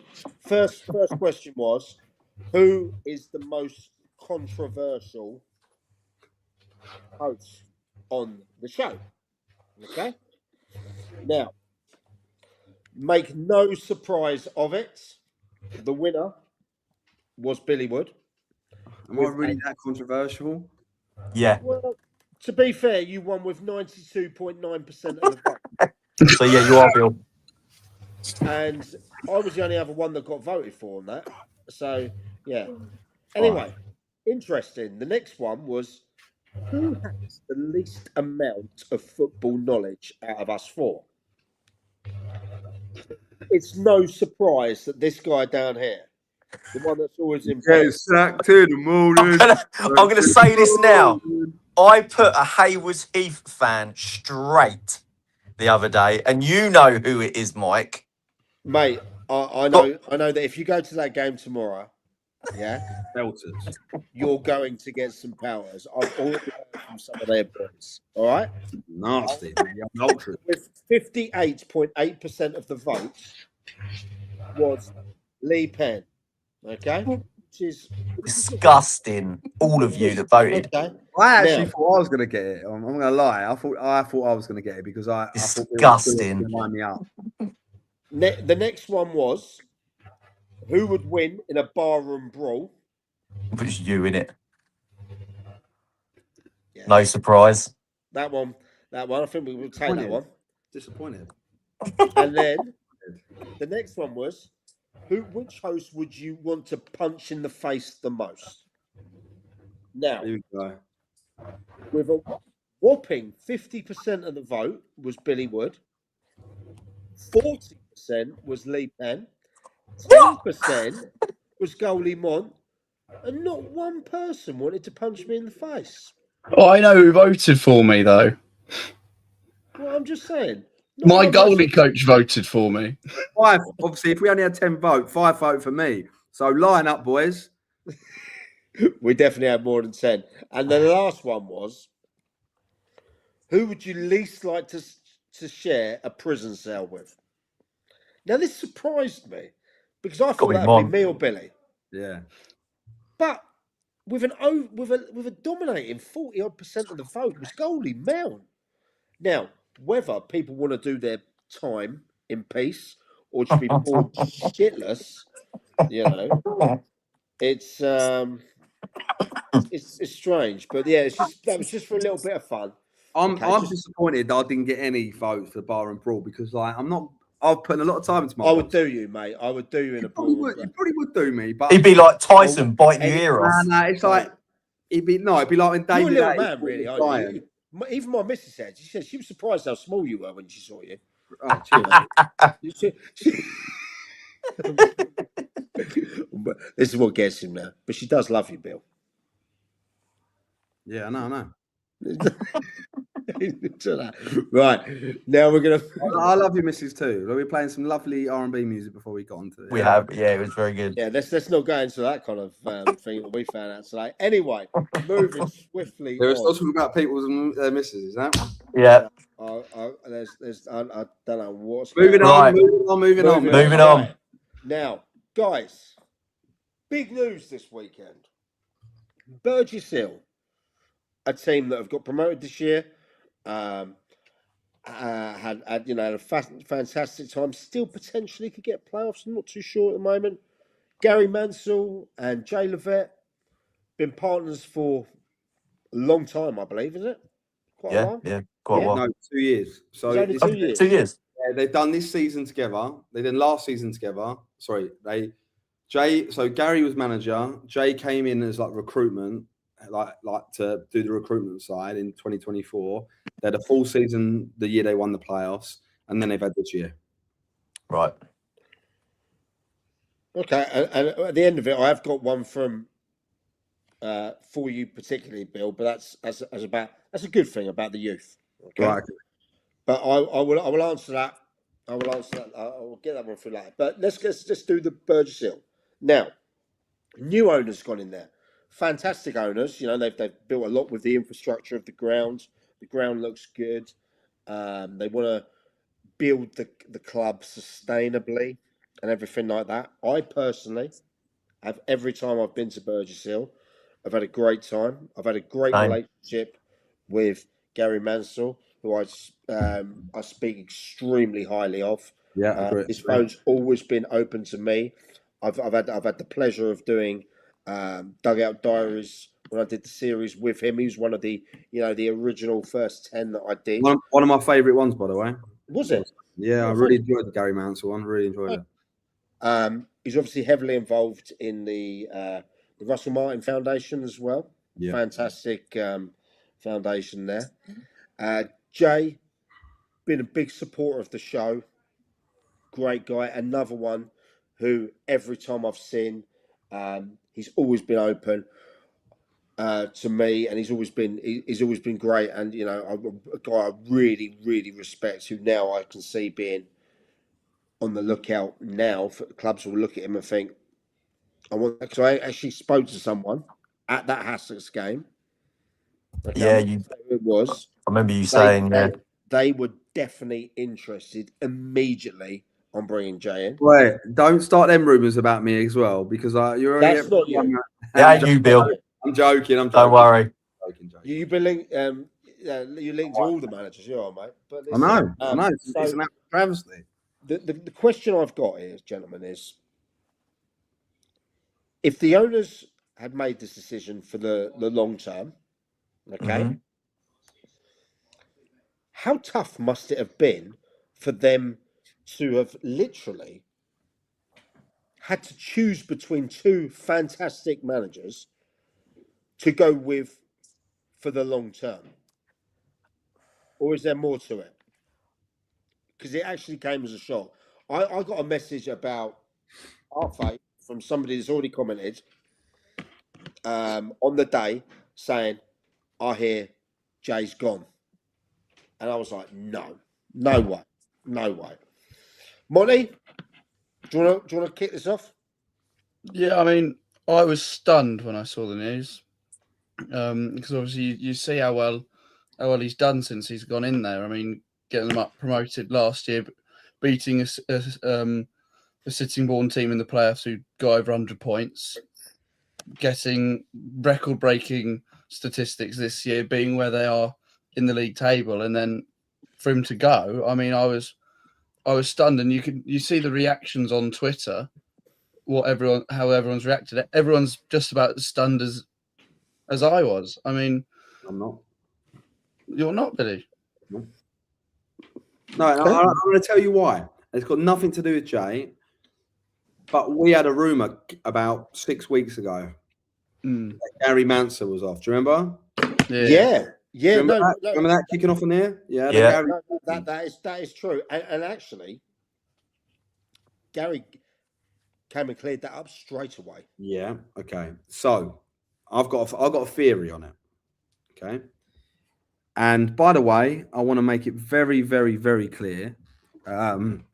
No one's tipped me off here at all. I actually saw the chairman at Burgess Hill on Friday. Well, Mr. X. Yeah, he was at the game. And he was at the Hassocks game. Yeah, and he actually came up and praised the pod, right? So we really appreciate that. And this isn't going to be a hit piece on Burgess Hill by any means, because what they're doing there, the 3G they've laid in, the stuff they're doing around the community, the amount of love they're showing the community, and Burgess Hill Town Football Club is going places. I'm telling you, 100%.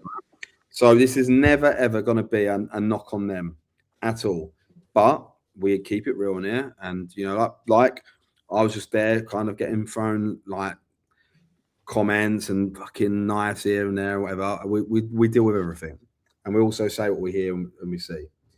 I've argued with you boys about joint managers, haven't I? What I think on joint managers and do their work. I was actually going to try and get Anthony Johnson from Jono and he's at Bury now, isn't he? Bury, like Jono and Brendan Morley were like the Salford joint managers. They've been everywhere, and they've finally split up. Jono's taken a job. Brendan's now taken the Radcliffe jobs on his own, right? And I was going to try and get him on tonight to give us his thought on it, because obviously he did it with his best mate, all right? The problem you've got with joint managers is someone has to have the buck stop with them. Agreed. Yeah. I've had staff, assistant manager, first team coach, goalkeeping coach, and sometimes I prefer the opinion of my first team coach rather than my assistant manager. I'll still make a call, and I might make the call what this is first team coach has said over the assistant manager. It's not about hierarchy, it's about opinions, yeah? Or the assistant manager might have a better call than me, and the assistant manager will say, but I still have to go bang and do it, yeah? It's just the way it works. Now, well, don't work joint management. It does and it don't. It doesn't. Put it this way, I look at it like this, and I'm speculating. And again, Gary, do not shoot me. Jay, do not shoot me. Burgess Hill Town Football Club, do not bar me from coming to the games or coming to your ground. Oh shit, where's this going? And I think I've talked about the old boy John who does the hospitality. He was at Hassocks in the ballroom as well. And it was lovely to actually see him. And I told him that we talked about him on the pod. I did say he looked 180, but he's in his 90s. So fair play to him. I think toys have gone out the pram. Okay. I think Gary's gone. It's either me or him.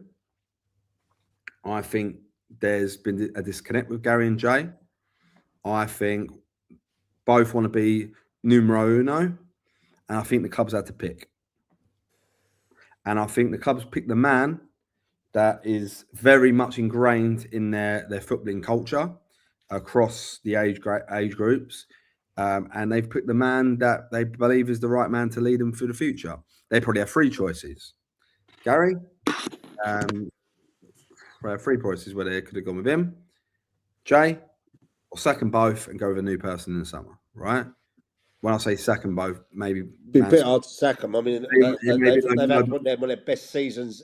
Yeah, yes, but maybe Mansell moves to his director of football role. Jay fucks off and they bring someone else in, or Jay stays as manager. Gary moves up, is what it is, or Jay goes, Gary gets a job. That's what's happened, right? That, in my opinion, I might be wrong. Someone's just told me that that Gary might have left RMA this week to sort out the Haywards Heath College through the academy through Burgess Hill. Maybe. Okay. Maybe I don't know. I don't. Haywards Heath. I don't. Who's David? I did hear there was a link up. Burgess Hill doing their own 19s program next year. Yeah, but maybe I did hear there was a link up.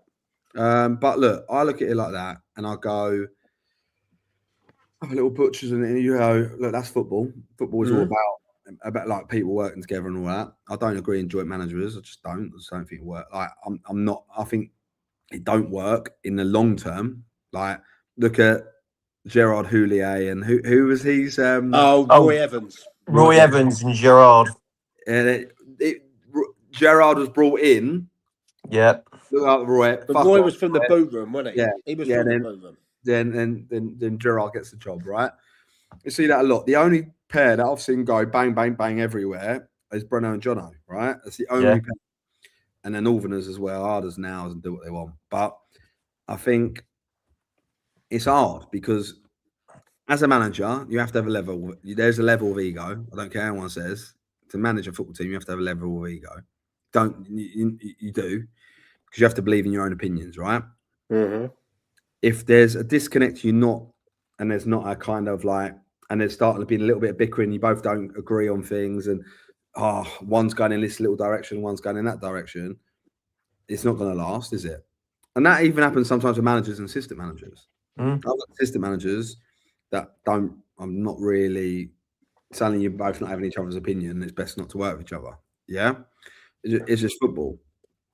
I think that's what's happened at Burgess Hill, and it's not a knock on them. They've had to make a choice. They've done it early. They probably asked Jay to see out to the end of the season. He said, no, I think that was the case. He said, no, fuck that. The way they put it, yeah.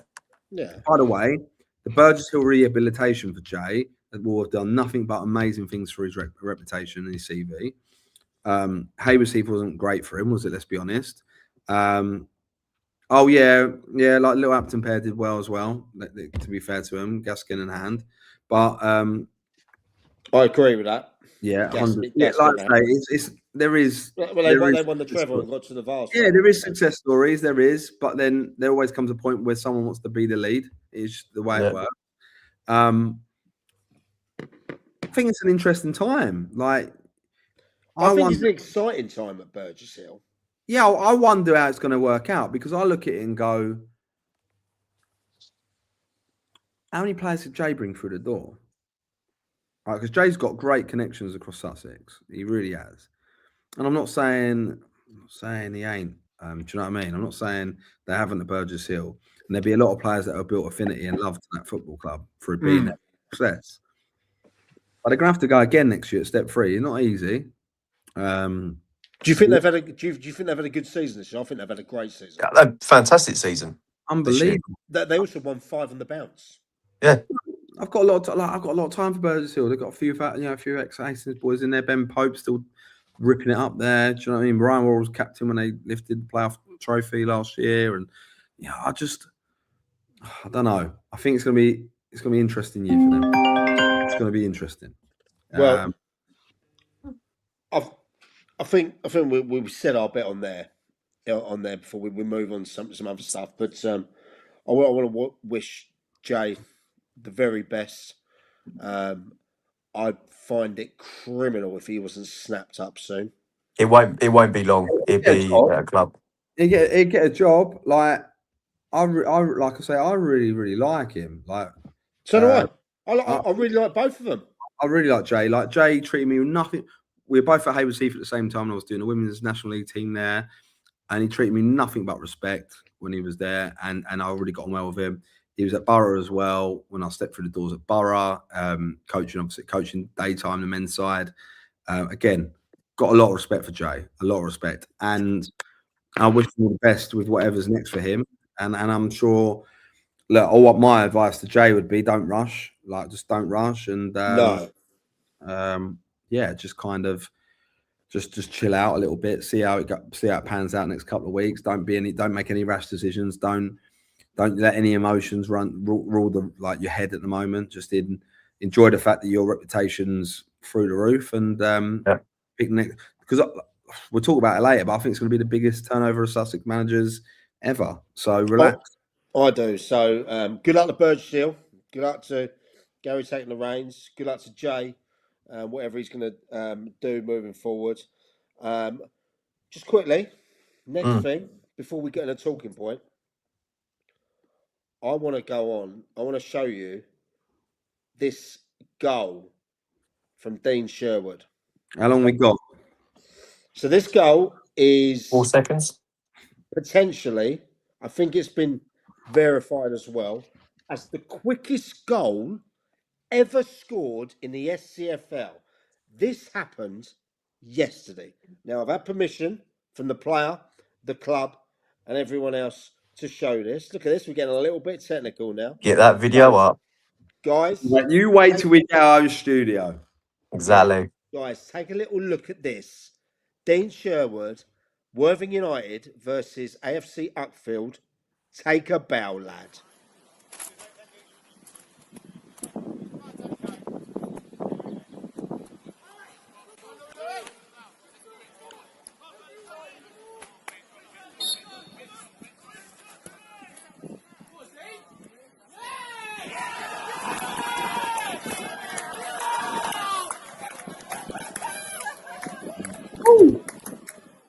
Sin.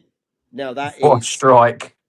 officially it's around 4 seconds. First and foremost, I want to go to goalie Mon. Mon, talk to me about the keeper's positioning. Is he at fault? I'd say no, because it's such a rare thing for somebody to shoot from kickoff. You never expect it. You always want to start high, start on roughly a penalty spot, because then generally a team, if they're setting up like that, they'll play. Pardon? Where did he start? Go on, let's have a look at this then. So it's roll back. Well, there's not even roll back. You smashed it, isn't it, right? Literally doesn't even move off the spot.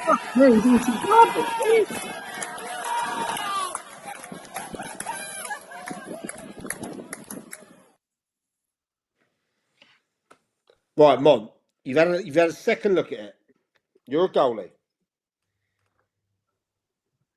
He could have got back quicker. I'm happy with his starting position. Starting position's fine for me. He could have got back quicker, but again, it's such a rare occurrence. I mean, I've only ever seen one other person score from kickoff live, and that was my 18s last year. We conceded one. So we're not going to put any blame. We're not going to put much blame on the keeper. Need to celebrate the goal.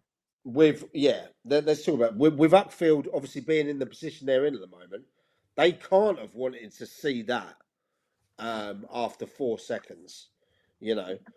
For me, that's one hell of a ping from the lad. It really is.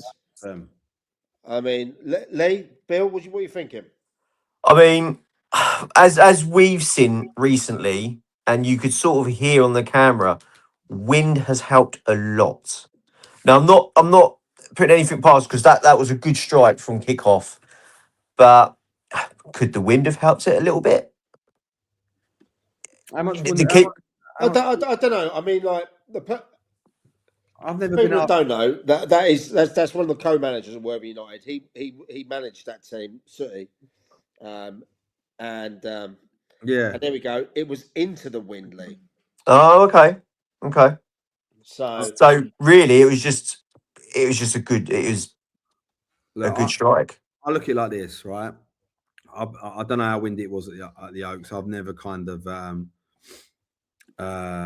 no, that's bullshit. Oxford have been doing well. They don't need to park the bus. In fact, they got a 3-all draw with 10 men. So let's put a bit of respect on Oxford. Doing well at the moment. Let's put a bit of respect on them. I think it's a great strike. Hats off to Dean Sherwood. Hats off. But I hear that whilst there was a thunderbolt from the halfway line, there was some real controversy in that game. And it all came down to one of my favourite refs, Stu McKenzie. Stu McKenzie. I've got, by the way, he gets pelters as a referee. He's actually a really nice guy, like a genuinely nice guy. And Someone's just sent me a pic of one against you, Monty, by the way. Go on, carry on. Off now. Nah, one from Monty. Oh my God.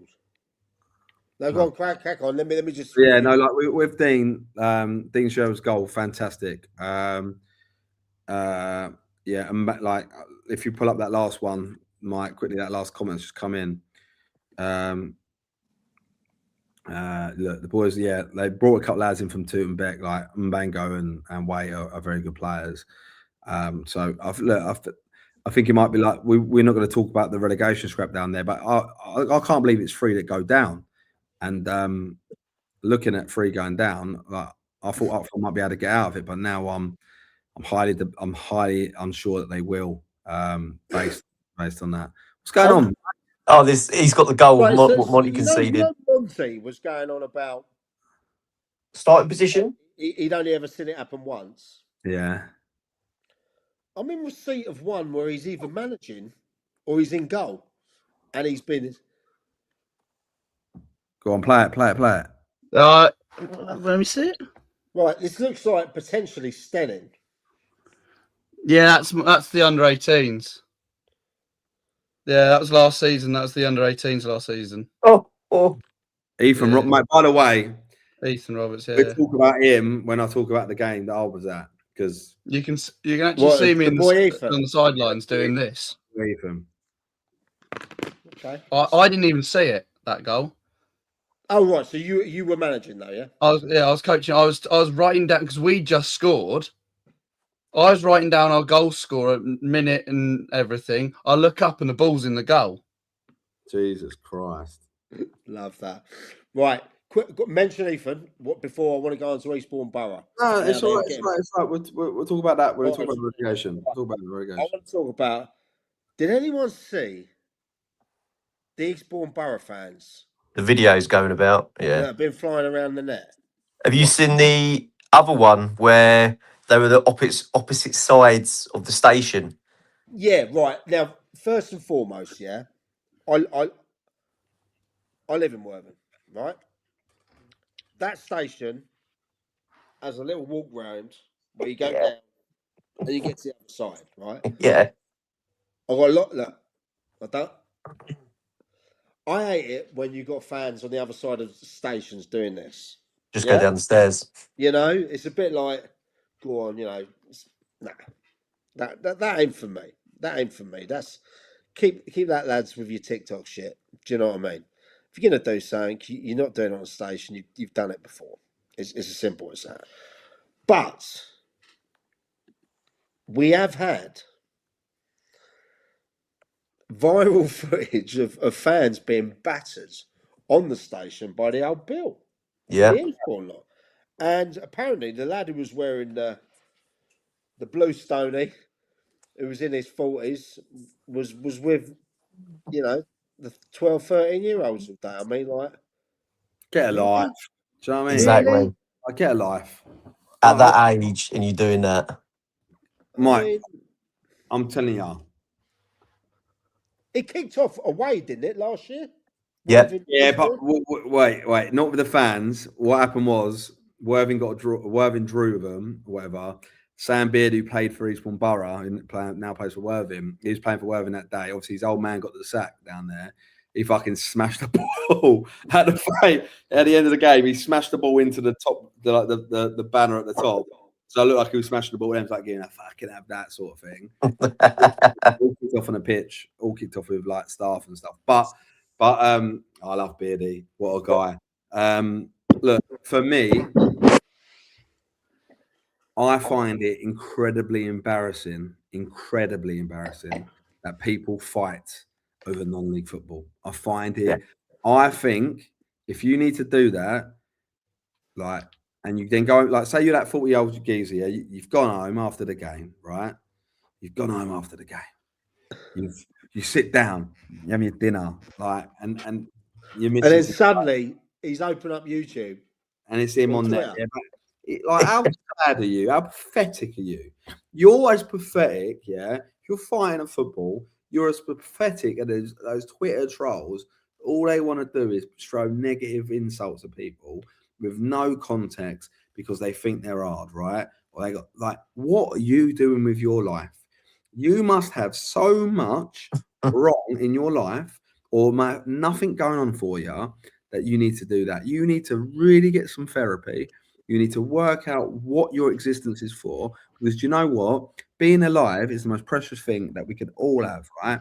Having a, like, but living is so precious, yeah? There's people out there with serious chronic illnesses, people dying early through car accidents or whatever, yeah? And there's you at 40 years of age going to an Eastbourne Borough away game, having a police try to fight with you. Yeah, and that was embarrassing for the police and all, wasn't it? Embarrassing for the police, but let's be honest, the police force have been embarrassing for years because they're on the up, Bill. What? Yeah, in non-league it is. In non-league, I'm seeing Maidenhead. I'm seeing all this, these little youth firms. Is it becoming a problem? Is it on the rise? It's because non-league's getting more popular by the week. That's why. There's you look at non-league crowds now and the attendances that have gone up because everyone's obviously getting sick of the higher leagues. But yeah, if the attendances are going to grow, then when it comes to those derby days and things like that, you're going to get bigger crowds because fans are going to be like, there could be something here today, or there could be a bit of trouble. And that's what they go looking for, and it's like, grow up. Yeah, but I'll tell you one thing, right? I'll take the Golds. I'll take Little Hampton as an example, right? Yeah. They've got characters galore in their fans, but they don't going out causing those rows. Don't go out. Hastings, Mike. Huh? We were taking 100 fans away from home, sometimes 200-300 when we were in the league, and no one was going out for fights. They were getting pissed up, having a good time and having a laugh, right? And then going in the bar and shaking the hands of the opposition fans and staying for a couple of hours and drinking the bar dry, making that club money. The problem you've got is that, and it's really, really sad. Football Factory, the film, came out 24 years ago, right? Danny Dyer is an old man now, right? We invent the British holiday caravan parks. Great show. Great show, by the way. One of my favorites. Yeah. I love it. Love it with passion. Like, fucking grow up with their Stonies on display. Oh, no. As well from fucking Pakistani sweatshop, right? It's embarrassing. Yeah. It's genuinely embarrassing. And I look at it like this. Especially in non-league football, enjoy the 90 minutes. Once the 90 minutes is done, it's done, right? It's done. It doesn't mean that much. I know it sounds really like vague for me to say because we win, we lose. I feel it, whatever, right? I'm passionate, whether you're a manager, the CEO, player, you obviously feel your result, right? And it's will as well, yeah. But it doesn't need to ever come to violence, ever. Even if it's by the referee, as the referee's walking off the pitch, all right, give him shit. Especially if it's Monty, give him shit, right? But especially if it's Monty.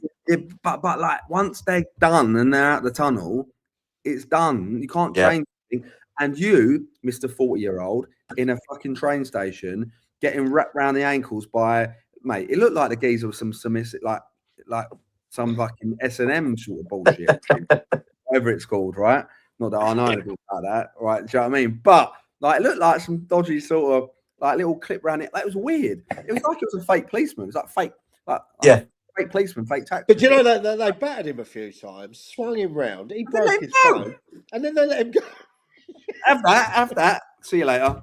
But it's And I just tell you what, the old Sussex Blues have come under a lot of grief from that thing, because they're like, you know, if this was applied to the looters for the youth in, was it Chatham or something like that? Yeah, Do you know, all that I sort of stuff. Like, no, it's all like all the marches up in London and all that sort of stuff. Right? I just we had a Blad suplex on the pitch. Wrestling's fake. Wrestling ain't real. Don't do it, boys. I'm gonna break your heart now, but wrestling's fake. Okay, That's brilliant, DP. Suplex is a hard move to do. I've done a couple of those in my time, right? You'll be seeing choke slams next week. I suplex all my teddies when I was 10. All right, so I know all about suplex. A suplex, that's brilliant. But yeah, I just think it's just bollocks. It's bollocks, isn't it? And like, it's all right for us to talk about it now. Is there a concern though that the youth, and my boy's 14, right? Yeah. My boy goes to watch the Worthing games. You know, he looks in there. I see him going through my closet trying to pick a CP up or something like that. Do you know what I mean? Because I ain't going to get him a proper one because he's not paying all that money for him to get. Is there a concern that there is a youth growing through non-league that are not there for the love of the football? They're going through that age where, you know, there's a lot of changes in life. Is there a problem? Have we all been? Though, right? We have. Have we all like? I'm a huge Man United fan. Yeah. Right. I grew up in playing for a local pub that was full of lads that had been characters in the 80s, the 90s, things like that. Yeah. At times, wrongly, you probably would have, at a young age, looked up to those guys. Do you know what I mean? Yeah, I used to. Yeah. I'm not speaking out of turn here. Now, as a father, okay, and I'm a father of an 18-year-old daughter and a 14-year-old son. Now, as a father whose boy goes to football, especially with all of the bad stuff you see, stabbing this has happened, that, I get concerned. I don't think it's just a football problem, though, Mike. I think it's a cultural. I think it's a lot. I think it's the world that we live in, right? It's become a more unsafe place that we're in. Yeah, it's become a more unsafe place, not just in like major cities. I think the suburbs and the coastal towns are getting worse, and I think like it's kind of like replicated to like sport, right? It's the one thing where you can. It's tribal, isn't it? You can wear a shirt. It's like you can pick a side and people side, and I think it's the hardest part for it. But I was the same as you, Mike, in the pubs with like watching games of football where I weren't going to them and like getting pissed up and to argue for, and then someone was fucking throw a bottle or smash a fucking glass over someone's head and it all kick off, and you think you're an hard nut, and then you try and run away and the police turn up. We like, do you look back on it and cringe? Oh, mate, I remember like, and I shouldn't like, we can't get nicked for it now, but I remember like Euros one year, like it all kicked off. Don't incriminate. Don't. No, but they're still trying to nick you now. Yeah, you know what they're like. They want to tick off a little. No, you can't, because I didn't actually do anything. I remember it all kicking off and like something happened and fucking literally running away from fucking police dog and stuff like that, and jumping over a wall and all things like that. But doing all those things, I just think I look at it and I go, really the fuck, like what, like, and I obviously was a kid. I was an 18-year-old when Football Factory come out. I probably thought I was Danny Dyer, which is embarrassing. But like, come on, like lads, enjoy. I want youngsters at football games. I love the kids being there, but enjoy it. And but I also think it's about how the clubs engage with them. Yeah, for me, like, is it the club's responsibility? Yes, it is.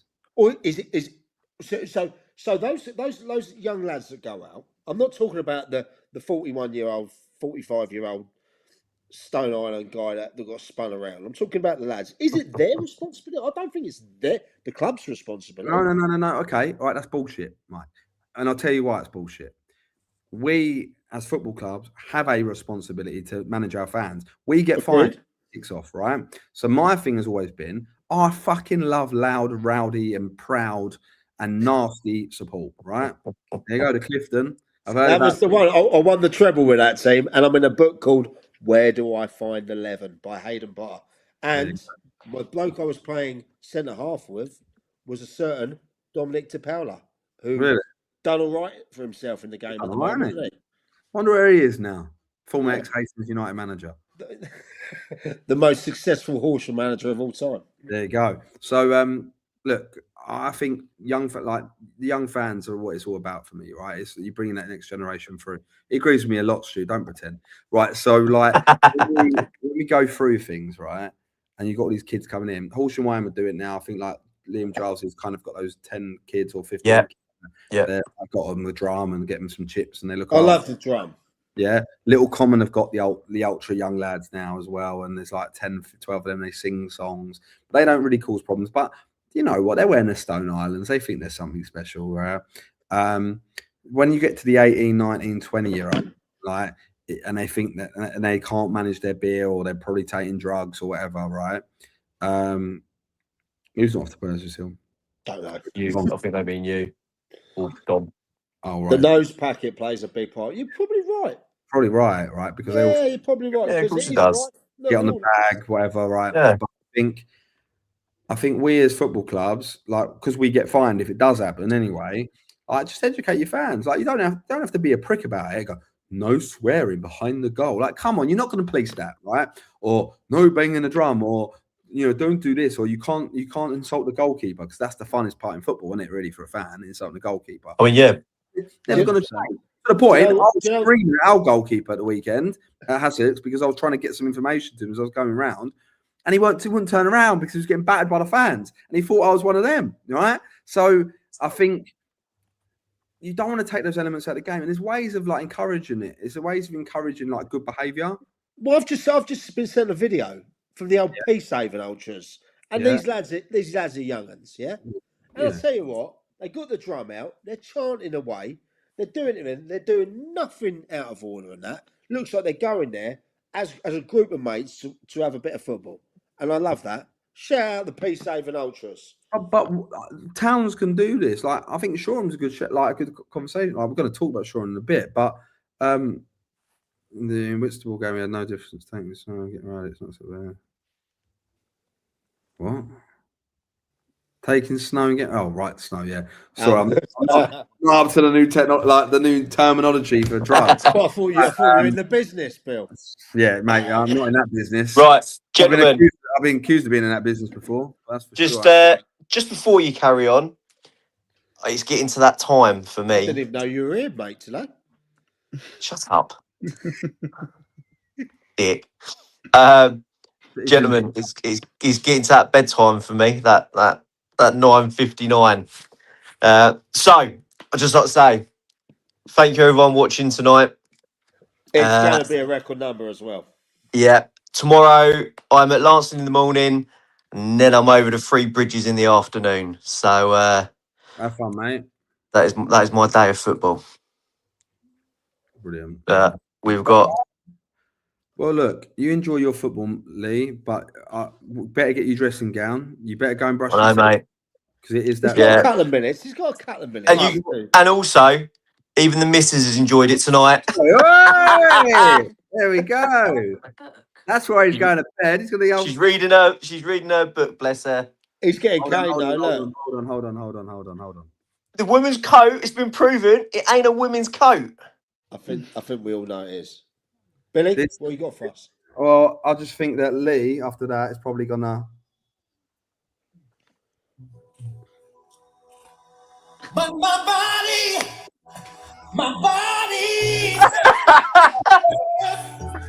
baby. All right.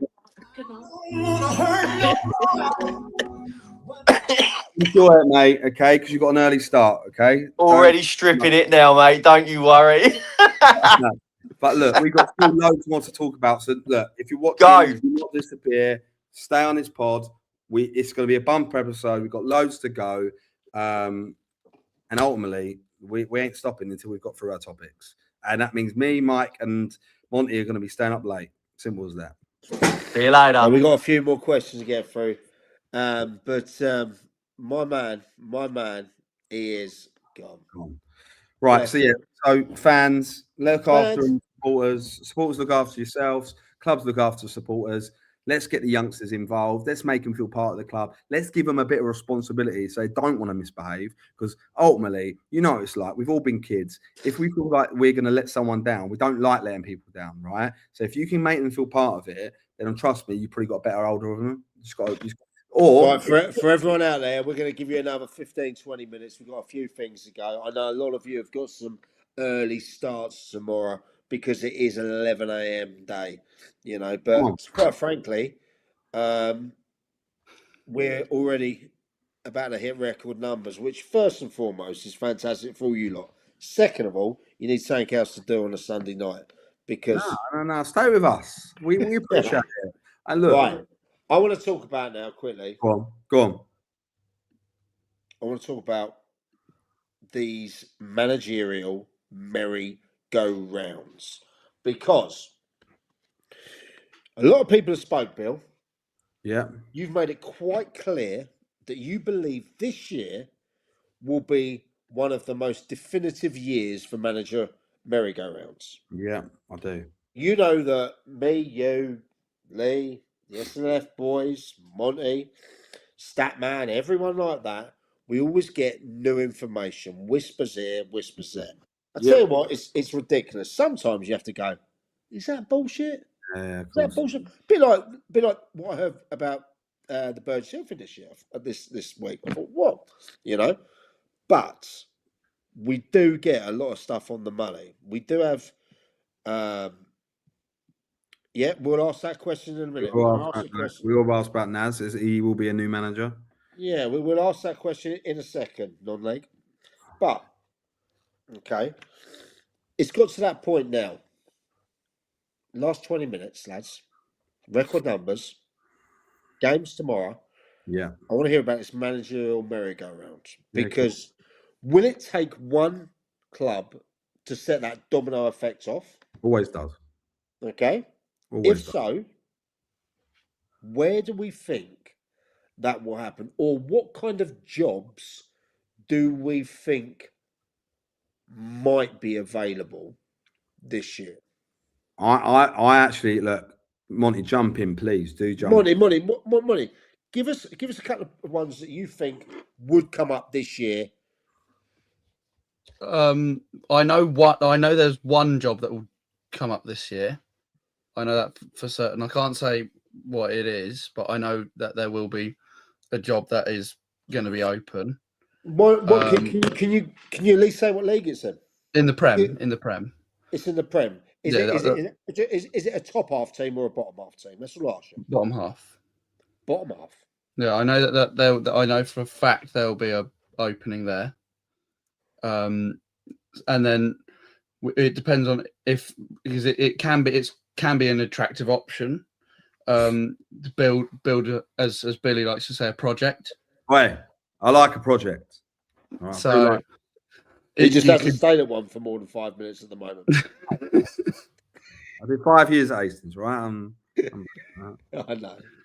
So I know there'll be one, and then obviously you look at teams and you go, will a manager move on? Will they get an opportunity at a different club? Will they move? Like Billy said a couple of weeks ago, I could see 7 or 8 managers. 7 or 8? Yeah, I wouldn't be totally surprised. All right, I'm in agreement, but also I think it's right. I think clubs have got to be a bit brave this summer. Like, right, let's look at ones that are not going to be taken. Mike, what? What's the most safest job in the SCFL Prem? I'll tell you. Naz. That's Guernsey. No. Yeah, 100% that's Guernsey. It's 2. Guernsey and Eastbourne United. 2 are guaranteed to stay in their jobs, right? Right, okay.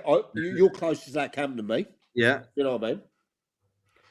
And obviously you've got Naz in there now. What's your first impressions, Monty? That was one of the questions. Yeah, I haven't had a chance to sit down and chat with him yet. I met him for the first time Saturday. Exceptional coach. Yeah, he gave us a little chat in the post match little debrief, and the way he was speaking about football and how we're going to be looking to try and play next year, it's like exactly the type of stuff I like. So I know obviously with his old Hayward Heath team that I played against, you know how good he is, you know his ideas, you know what it's going to be like, and especially next season, moving to Horsham, playing on the 4G, it'll only benefit. Oh, I think it's a great pick for the club. Oh, it's amazing! I'm so excited about that. Like my outside shout for promotion next year is Roffey. Really? Yeah. Huh? I know it's a lot of pressure for Roffey. But yeah, I would love that. Who's FC? My boy. I think I'll be honest, Chapo, I think Steph was atrocious. I still think he's atrocious. And many things, but he's still my mate, and I've got a lot of love for him. So Right, so let's get back to it. Right? Go on. If we're thinking one job's gonna spark a merry-go-round, surely at the moment, with a month to go for the season, yeah, you're not going to get someone in. Surely, like, it's a bit different what they've done with Roffey because they knew that Jack was stepping down. You know what I mean? Yeah, but even that, I think that might be the catalyst. You do you? What? As in, Naeem hasn't become is now unavailable. Right. So I'm gonna put a cat amongst the pigeons, right? I'm waiting for someone to do it. We heard that there was going to be a current manager in the league. There's no one on the pod told us this, by the way, but someone will be leaving the job. Let's be frank. Someone's going to go and fucking join Naz. Let's be real, right? We're not stupid. We know what his old team was. Make your own assumptions. We're not going to say who. Hang on, because you're even losing me now, mate. Right. So Naeem is leaving. He took over at Roffey, and you are now saying you believe that a current manager is now going to join him, who may make his team safe on Monday, will join him. That's my opinion, right? And I might be wrong. But then on top of that, you've got to look at it. Let's go a little higher up the scale. Let's go a little bit higher. Let's get out of County League a little bit because we've spent a lot of time in County League tonight. Let's go all the way up to the Ishmael. I'm still lost. I'll tell you it is afterwards, but someone is going to join him. I don't really want to say it here because he's still got a job to do. Yeah, but they will be joining him 100%. I've got no doubt. So, and I might be proven wrong, by the way.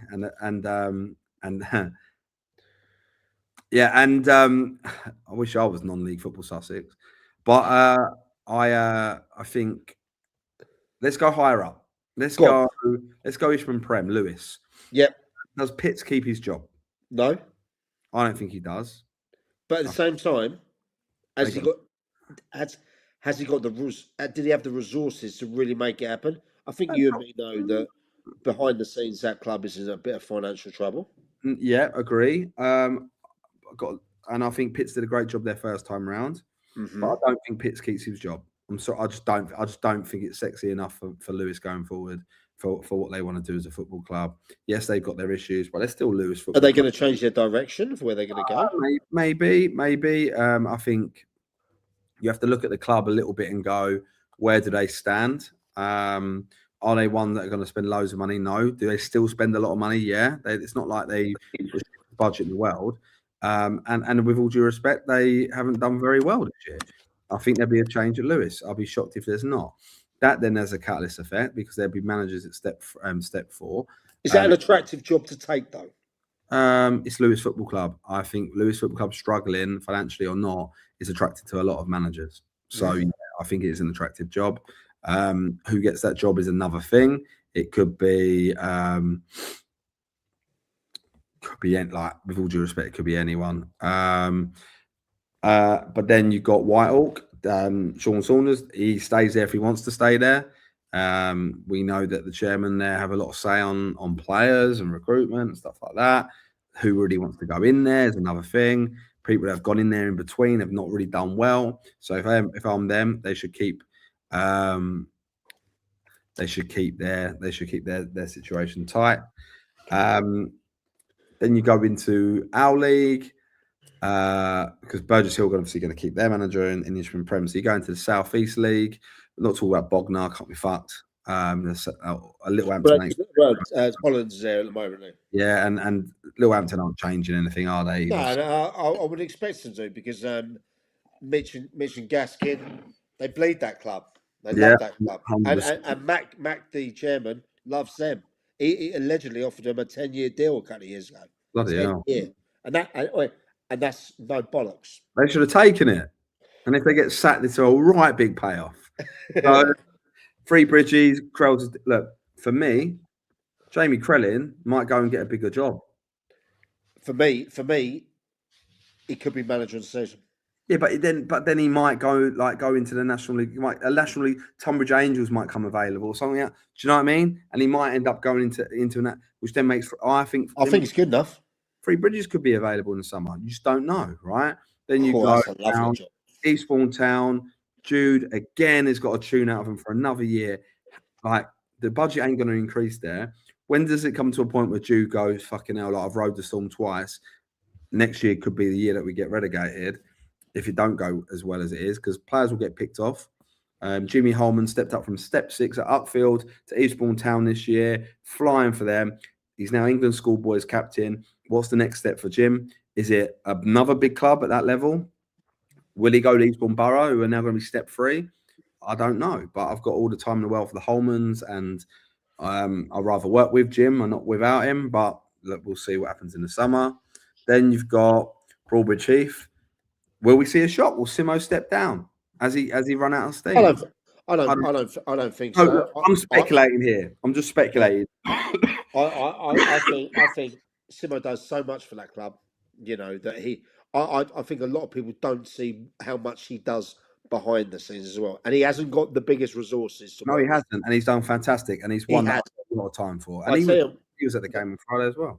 He was. I caught up with him always. But he weren't sticking for a job because he was in his Broadbridge Heath coat. So that's all right. Yeah. But there could be something interesting happening at that club from what he said. So you never know. Good. I really like the guy. He's a top man. Hastings United. Dave Orndorff's the manager. We'll get relegated. Let's be frank. If we do get relegated, the club will look like the club has to look at the whole thing, right? Dave's got to commit to what he wants to do. Like, Dave got Lance into 6th in this league. Yeah, I went through all these stats of earlier of how he's done based on the previous management. The stats don't lie; they're very obvious. Mm-hmm. But everything's line up at Hastings. Hastings United need to change at the top of the league next year, right? So, us as staff, by football and out football, have to make that happen by hook or by crook. Then you look at Hassocks. Those boys, they won't be going anywhere. Do you think? Do you think? I know James has been watching the show because he messaged in. Not that I think they're going to go somewhere. They're not backstabbing type of people, are they? Let's be real. They're good. They're good human beings. Good guys, mate. Now. But they would have done their stock a lot of good this year. Oh, you're talking going on again. Yeah. Not leaving to go down or anything like that. No. I don't think a relegation hurts them. The only question marks you would have is, right, okay, what's their poor players? But then you only gain a better poor players by being given the opportunity to go a bit further afield, right? So, because look, their lads are good, but they're obviously not. They're not overall good enough. You have to be real about it. Yeah, you got something to say, and you go on. Spare. I've got something I'm going to run past you. Go on. I'm going to go through the teams, and I'm going to go whether you think their managers are safe or not. Right. Okay. All right. I'm going to go in chronological order. Right. Numerical order. Yeah. Right. I just want to yes or no. Stenning. Safe. Yes. Hayward safe.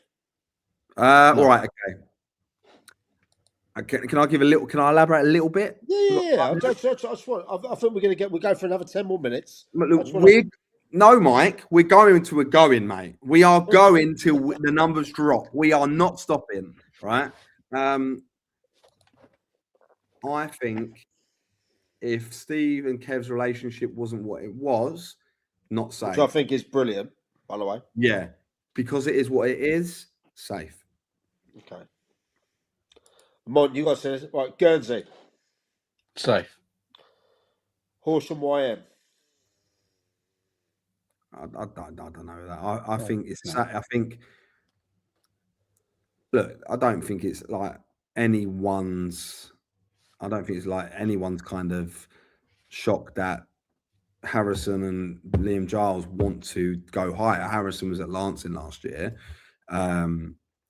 They can do it with Horsham YM. The trick is, and this is why you'll get speculations, because I do actually get on. I speak to, by the way, I just want to make it very clear, I speak to probably about every week 15 to 20 managers. And I can co-sign that because I know you do. So Yeah, I know there's rumours and speculation about certain managers. I speak to 20 managers a week, and they ask me about Hastings. I spoke to the same manager in the last hour. Yeah. So, do you know So I speak to managers all the time, right? And they tell me what their frustrations are, and chairman alike. Right? I'm speaking to the chairman. They're asking me what they should do, and whether people like it or not, I advise a lot of people, probably wrongly, because they're probably all going to get relegated. But how many times do we get asked to speak to a chairman or a manager? All the time, genuinely all the time. Every time, and I don't mind that, by the way. Keep it up. Yeah, and I speak to him a lot, and and I get my brains picked, like rightly or wrongly, but I hopefully I give some good advice. But I've spoke to Liam. Like I've known Liam since the Croydon days, the start of Croydon days, and what happened when he went for Lockswood and all that sort of stuff. And look, he's having his own struggles at Horsham. He's having his own struggles, and I think that one, it might be that he's safe because he's done a good job there. It might be the fact that he gets another job, or it might actually be a fact that he gets a sack because there's people there that might not want him at the club. I'm moving through them though quickly. Go on. All right. Peacehaven. Safe. Eastbourne United. Safe. New Haven. Safe. Pagham. It's got to be safe, isn't it? Or he will get something else. No, I think Lemmy's done a great job down there. Lemmy's done brilliantly there. Is he happy there? I think he's a lot happier than when he was at Midhurst because, and all due respect to Midhurst, and I like Tom Merritt-Smith, you know what I mean? I like Connor, one of my mates, Connor Hunt down there. It's the difference is Pagham are a bigger club. Yeah, in my view. Okay. Bexhill. I think safe because I don't think like it's Jay's first year. He's done really, really well. Pat on the back for him. Big step up for him to step into a manager's seat in step 5. Just right. It's going to be a challenge for him, no? The next one is Roffey. Well, we know that's changed. So then we've got Seaford Town, Pooley and Darts. I think there might be a change there. Don't forget. Ball-wise, he'd been with the club ages. Brought him up first FA Cup appearance. Then obviously took a step back and left.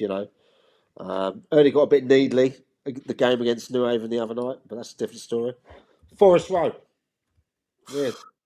Will they make a change? Probably not. Little Common. That ain't changing. He's safe. Joe, what? That would be the biggest breaking news story if Russ Eldridge brought a new manager in. Yeah, I agree. I definitely agree with that. Crawley Down. Mate, look, we can say safe, but I think there'll be managers that are right. I want to go back a little bit higher up the list, right? The reason I speak to Seaford, it's not that I think people are going to. This is not about sackings. I think there'll be a lot of people stepping down. I think there'll be a lot of people tired and wanting I think Seaford might be a change. I think those lads might go, do you know what? Fuck it, let someone else have a crack at it. And I think that might happen at Crawley Down as well. Jack. Jack, you are the man, mate. Okay, you might be called down. That'd be an interesting watch, wouldn't it? Yeah, definitely. Wick. The Craig Stewart's there, isn't he? Yeah, Craig and Lee Baldwin. I was at the. I went and watched the game at the weekend. Look, How was the boy Ethan Rogers? There's two players from I like the skipper, by the way, centre half at Wick, won a lot of headers. That's Charlie Robinson's. It's my pal, that is. Is it? Yeah, he's decent. I like him. I like the number 8 they had as well. Got the equaliser at the end. He was the classiest player on the pitch. Ethan Roberts, for me, if I was going into the job in the summer, I'll be trying to get him. No, I'm just going to put it out there. I'll write the lad. I do. I'm trying to get him. He's raw. I actually sponsored the lad. Raw. When he was at Worthy Nine, yeah. He's raw and he just needs love. That's the way I look at it anyway. The game. Look, we'll talk about the things. There we go, Dane Martin. There we go. I wasn't very impressed with Wick. I thought the game was very poor. Wick did dominate the game. Shoreham broke, got on it, they got a corner, got a goal from the corner. A well worked corner, I may say, and went 1-0 up. And Wick would have been fuming because they could have been 2-3 up at the bar. Keeper made some great saves. Shoreham's keeper made some great saves, but Shoreham kept trying to play out from the back on a shit pitch, and keep trying to clip this diag to the left winger, and it was getting read every time. And it was very, very easy to read. Luca Slaney, obviously Stu's boy. For me, love Luca. What I think he's a great little player. He is, isn't he? He's tidy, isn't he? Picks up good positions on the pitch, communicates well. But I was really, really disappointed in Shoreham. I was really disappointed, and I genuinely believe it. And this is no disrespect, but go down and that group don't even finish top 12 in the league below as a collective. It just didn't feel. They were 2-1. Okay, it's such a big game. You're 2-1 up. You really need those 3 points. And I just didn't feel, Stu, I'm always going to be honest, you know me. I just didn't feel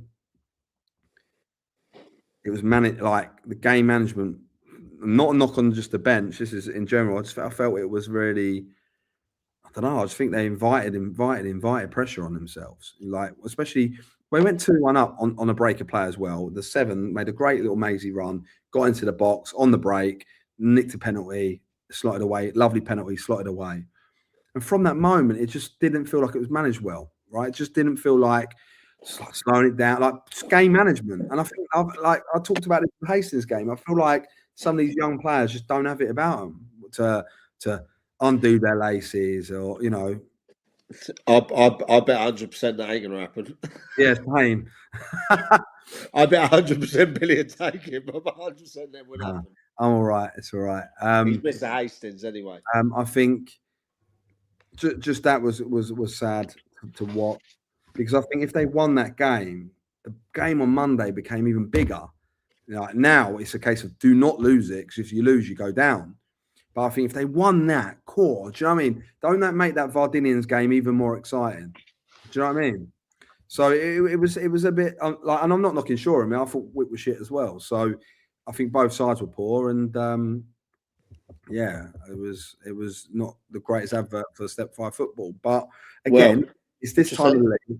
Go on. I said, Ethan's dad, thank you for the kind words, by the way.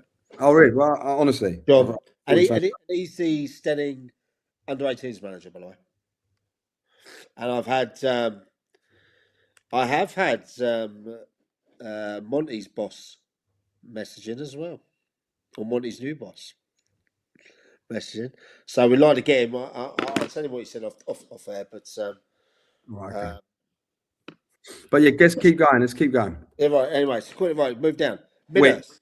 Midhurst. They just had a new manager, so they've all just had a change, didn't they? No, yeah. Connor's a brilliant manager. Yeah. Well, they've just changed. Lingfield. They've just got a new manager. And by the way, note as well, the new episode of Project Lingfield is out today. Big Rich Williams, chairman of Lingfield, sent me that today. Go and check that on YouTube. Project Lingfield, the next one. And this is the interesting one because this is where it all starts going a bit like, wee. Yeah, I'm going to watch that after this, actually. Yeah, exactly. Right. AFC Van Deens. Change. Change. Okay. Lancing. Change. Change. And Shoreham. Look, depends what they want to do. If No, they, I want you to do the Div 1 first, but next as well, quickly. yeah, it depends. If Shoreham want to win that league, change. If they don't, then just keep it as it is. Let's move. Division Okay, 1. right. Quickly then. Let's move down to, right. Godalming, move to Div 1. Godalming Town. If they win the league, go up, no change. If they don't, I think it's Mo's time. Okay. Infinity. Oh, by the way, this is where I'm going tomorrow. First time ever. Bar when I was a coach. Infinity, it's a fucking shithole, mate. Yeah. Not the nicest. Those boys are playing fucking excellent football, mate. I'll tell you. I'm going to go and sit down. I'm going to see the chairman. I'm going to have a bit. Who are they Look, playing? it's the old Simpson. I know the thing. You know the place. It's a shithole. And I'm going to speak to him because he wants to speak to me about, your comment on why they name Infinity. Don't worry. I've got that. Anyway, right. Worthing United. Change. Why change? I think those boys will get something bigger. Okay. I think possibly you might be right as well. Arundel. Change. Reigate Priory. Stay as it is. Great guy. Yeah, Dale's good, yeah. That's Ethan's dad, by the way. AFC Walcountians.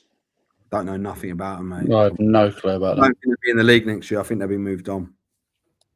Okay. Yeah, I agree. I agree as well. Okay. Billingshurst. Probably again. I think that's big with them. Who's that? Wrong. He's number 2 at Reigate. Aaron. What? I said no change. Oh, Is that wrong? Ooh. Oh, he's winding us up. Surely they're not going anywhere. Right. Okay. Billingshurst. I don't know. Like it's that one feels for me that it might be someone's. It might be a step down jobby, or it might all stay the way it is. I think it's tough with their pitch as well. There's another one. Like you've had it at Outfield. Like Arundel have. Oh, Aaron's sticking a little bit of plutonium on the fire, isn't he? Oh, give me a shout. Aaron, what are you saying, mate? What are you What's saying? going on? What are you getting? Everyone's got a little bit late in there, getting a little bit loose in the ring. Right. Getting late, isn't it? Milo. Milo. Kieran stayed there. Kieran's really enjoyed. So Kieran got pelters for Saltine, right? Absolute pelters. It didn't go well for him there. He's gone to Milo and he's doing all right. And saw that tweet earlier about the confidence thing, and it really hit home to me. Like our team can give you. I saw that. And like, do you know what? Fucking fair play. And good luck to him next season. Wow. Okay. Right. Jeez. Right. Hang on. Jarvis Brook. I think Brook have had a good season, mate. To come up. Change. Ooh, controversial. Selzy. I think it's time for a change. I don't know if they, but I think it's time for a change. I think there's a good job in him, though. Oh, great club. One of my favourite pitches to go to, by the way. Yeah, I think it's a good results down there. Really good club. It. Really? Well, I've only ever refereed down there. I've never played there, so nice pitch, though, isn't it? Right. It's all right. Terrible refs room. Club that I managed at East Preston. Nah, he's staying there, isn't he? Kev. Yeah, he's staying there. I like Kev. He does a lot behind the scenes, and apparently he's taken a more backseat role as well. You know what I mean? Maybe it will be changed then. Saltine United. Change, get Loz out. Low out. Nah, it'd be an end. And he's going to hate me saying this, but in the current climate, he's got to be favourite to win the league next year. I tell you what, with his new stadium there, the thing coming, it's looking beautiful, isn't it? You know? Fantastic. Okay. Oakwood. One man band. He's a chairman. He does everything, doesn't he? I don't really know. Oh, someone told me a story about him. Yeah, team was turning up. He had a beer barrel over his fucking shoulder, his top off, short. I love that. 1 minute, lads. Done the beer. No top, his top over his shoulder. An hour or so later, he's in the dugout, serving pints and then in the dugout. It seems like I haven't got up to it. I need to get up there then. Wait, Yeah. bell me, get me happen. Right, Dorking Wanderers. It's academy bullshit. Just stay. Yeah. I like Jordan. There. Lockswood. Oh, Just mate, might be a double relegation. We talk quite highly of them, and I like it. I got hammered for the poor Lockswood comment. Yeah, but 3 go down. They've got to win that game in hand. Have to, because they're close to it. You know. Right, Rimmer. Oh, all right. I'm gonna read into something a little bit. I watched an interview today. Did you see Tommy Hallen's interview today? Do you? Yes. One, Tommy, I don't like your tights. I'm gonna put it out there right now. I don't get the shorts and tights combo. I don't. But reading into like the interview, it sounded, and I might be wrong, by the way, but again, we're just going to say how it is. Yeah, Gilly's going nowhere. Brad Kurt said, yeah, Gilly's going absolutely nowhere. He's the man. I can't, by the way, everyone, I can't keep up with all these messages that are coming in. Good. That's what we want, isn't it? It's what it's about. There's nearly fucking Tommy Adams there, that keep me warm. Tommy, I'm not having them, mate, but No. Just wear your shorts. You've got lovely legs. Get them out, son. Well, I've got some quick... I'm going to have to start putting it on the sleeves because I've got some quick fire ones I've got to bang in. To right, hold on. Right, so on Ringmar. And by the way, this is a ridiculous amount of people watching this now. Good. We're well over a record that we set last, and I mean well over. We're well over. We're well over the time as well. You know. I'll look at it. Maybe we should go later anyway, like normal. I think. What happened to Lee Penn then? That's Ian. He's Lockswood. Okay, well. Bloody hell! It seems like we've got the world. All you managers out here. Worried what I'm saying. Yeah, you should be out. I think Tommy's run his race and probably needs a new project. You reckon Tommy needs something else? Yeah. I know the work Tommy does behind the scenes, right? And I know. Bear in mind, we did some filming last year. When they won the league, right? Yeah, you know, and that, and with Hart is other half is my old neighbour. Yeah, was it really? Yeah, we should have. Yeah. Okay. You know, I had something to come out of the thing of the club this week that probably should have been released, and yeah, I did. I'll put it this way: if you're gonna, I don't really know how to say this. Just say how it might. We're going to get in trouble. At this step, right? At that step 6, you would expect clubs to buy into the fact that you don't pay subs. No. Yeah, you don't really pay signing on fees or anything like that. Yeah. Okay. I think if you kind of put those kind of barriers in place, you limit the type of player you can get in for the ones that you want to grow with or grow as a club or kick on. Yeah? I think if a club, and I'm not saying this is gospel or not, but if a club puts barriers in like that, how attractive is that going to be to a player? Okay, you might have the best bar going.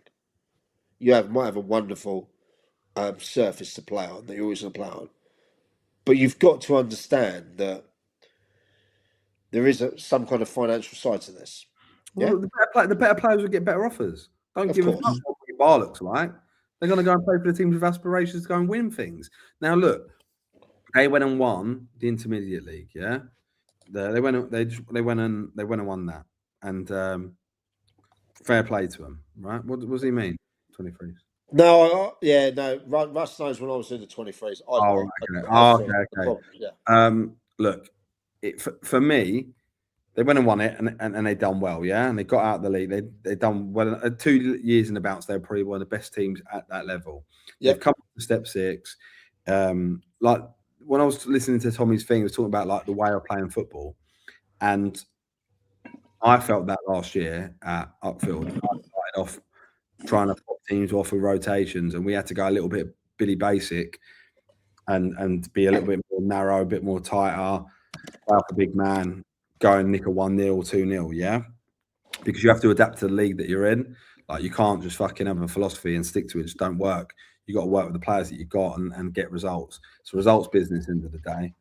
Like, you don't get hired. People don't really get hired off philosophies of play. They get hired on trophies, don't they? Let's be real.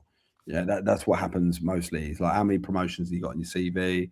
How many cups you won? How many relegations have you got on your CV? Like, there's all those sort of things.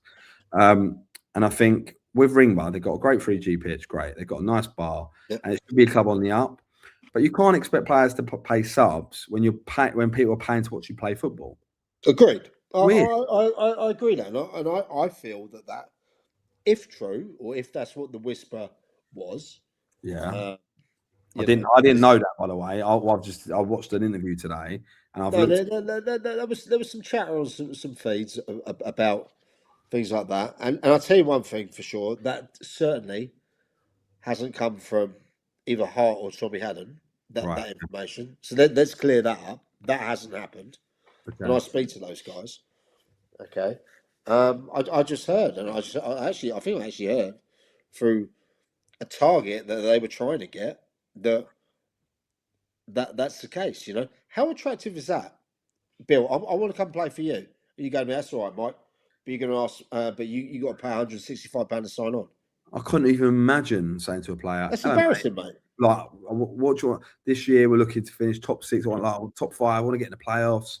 Like, I think you'll be a great part of what I'm doing. Culture's good. We've got analysis. We've got me, the manager, goalkeeping coach. The club's got great facilities. All that. But by the way, Bill, fucking like, how much are you paying me? I'm paying you. You got to give me 180 quid to sign on, sir. Yeah, mate. You know what I mean? Like, you know what I mean? Like, it's craziness. Well, I've just had someone confirm they had to pay £150 just to sign on. Who? For Rimmer. Oh my God. But saying actually, there's another club that does that in that level, Reigate. Reigate pay subs. I know that I'm going to sponsor a player there. And that is true. Yeah, I do with Wes. What's true? Right, okay. Yeah. But I don't think it's right. I don't think it's right. They don't make money, but you can't be paid. You can't play senior football and people pay to watch you play, but you're paying to play. It's park football bullshit. You know what I mean? It's park football bullshit. Right, we're not done yet for that league. Come on, let's keep going. No, we're not done. Uckfield. Change. And finally, Cop form. That don't exist next year. I've got a strange look from a Cop form player. Right. I was at East Croydon Station, and he was wearing a full-on Cop form like thing, and he saw me.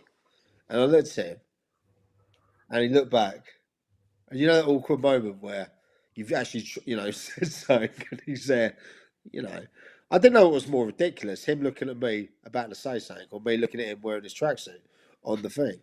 It is what it is. But by the way, I just want to quickly say, when I said change for Uckfield, not because I think the manager's done. I think the manager's done a great job, if I'm honest.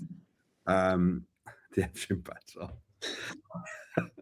It's got people don't know that's because a couple of the players had to borrow some shin pads. That's crazy. Playing the game, but right, quickly. Right, last thing. Wait. I want to quickly say the Uckfield thing. It's not because the manager's done a shit job, because I actually think he's done a really, really fantastic job.